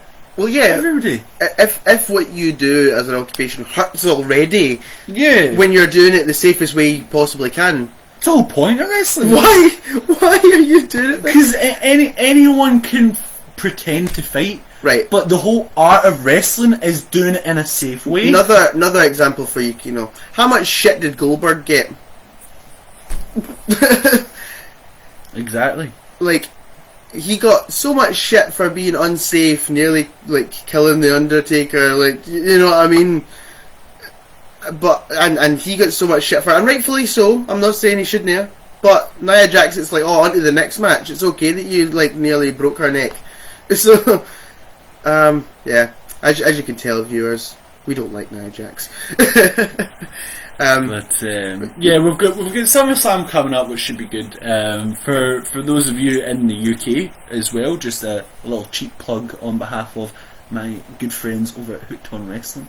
They are now doing viewing parties again. So viewing parties are making their big comeback for SummerSlam, and if you're a big fan of wrestling in the UK, you will have most likely heard of Hooked on Wrestling and their viewing parties. They're absolutely great. So I'd highly recommend, if you are near one and are able to attend, you should go to one, because I know I'll be going to the one in Glasgow. Because it's cool, because it's a room full of people that love wrestling, watching wrestling. So. And plus it'll be good to see people again. Yeah, we know Goldberg ruined Bret Hart's career. Bret Hart has told us 20 million bazillion times. Exactly, but that's exactly my point, is that, and how much shit does he get for that? So it's nothing to do with Nia Jax being a woman, it's why we're criticising. Because I criticise Goldberg getting pushed after fucking hurting everyone. Yeah, that's my point. Yeah, we're saying she doesn't receive the same criticism as everybody else. Look at Seth Rollins. When he injured Finn Balor, and then he injured ended Sting's career. Well, temporarily, and then, like, I know obviously he was still getting kind of pushed, but he got so much shit for that, and he wasn't allowed to do the buckle bomb either. And you know what I mean? Not being allowed to do the stomp as well because of the way Lesnar took it. Exactly. So they made him do tweaks, and they changed his character a little bit because the way he was working wasn't safe. Yeah. But Nia Jax is allowed to be Nia Jax. If somebody improves, then that's fine. Because, like I say, I mean, you mentioned Strowman there. Strowman did perform like that. Strowman was hurting a lot of people, and so he improved. He got better, and then he stopped hurting people. And I mean, to be fair, the solid right hook from Lesnar probably helped slow him the fuck down. But yeah, that essentially you've made my point for me. Is that It's not just because she's a woman. If somebody is hurting people and is making no effort to improve but still getting pushed, that's wrong. If they make improvements, then yeah, absolutely, that's fine for them to get pushed as a monster. Mm-hmm. If they know how to do it safely and they're not going to injure or fucking worse, like kill someone. Yeah. You can. You know, a broken neck, you're more than likely to die from that than you are to survive it.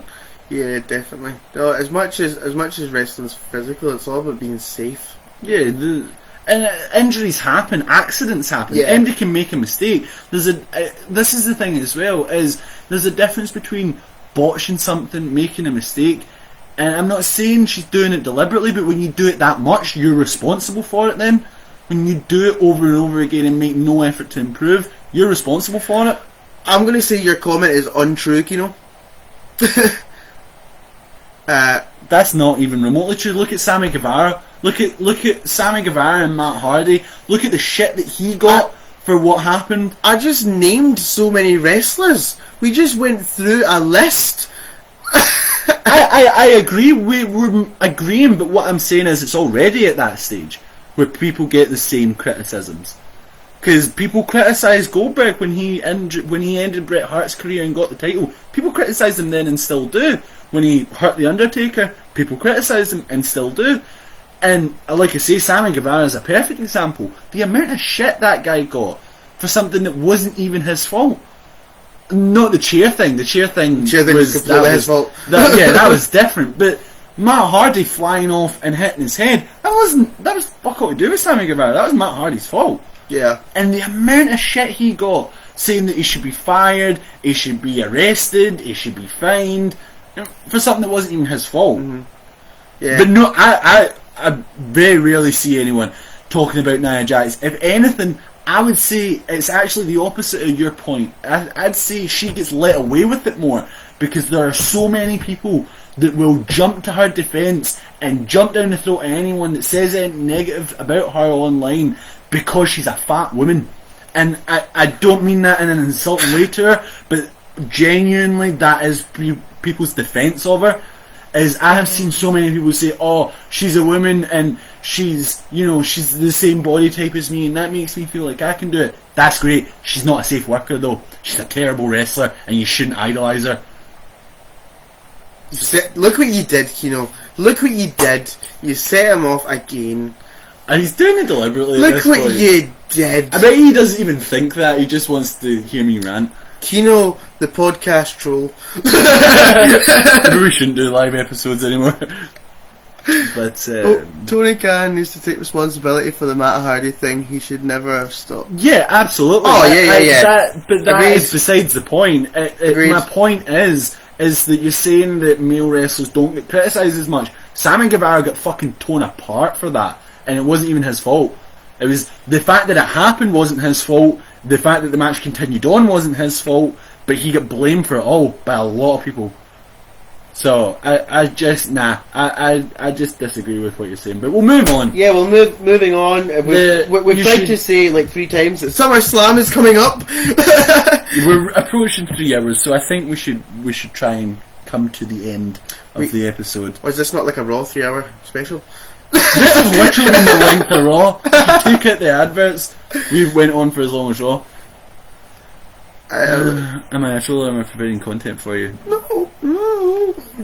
There's both sides to that.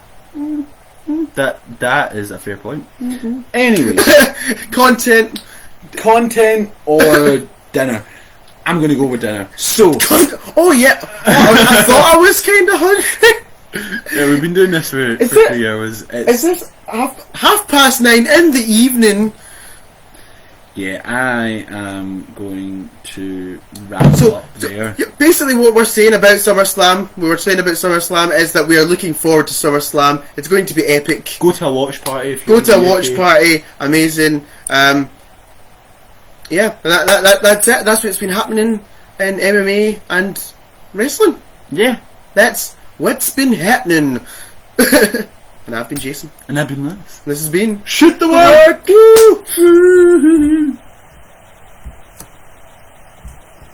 And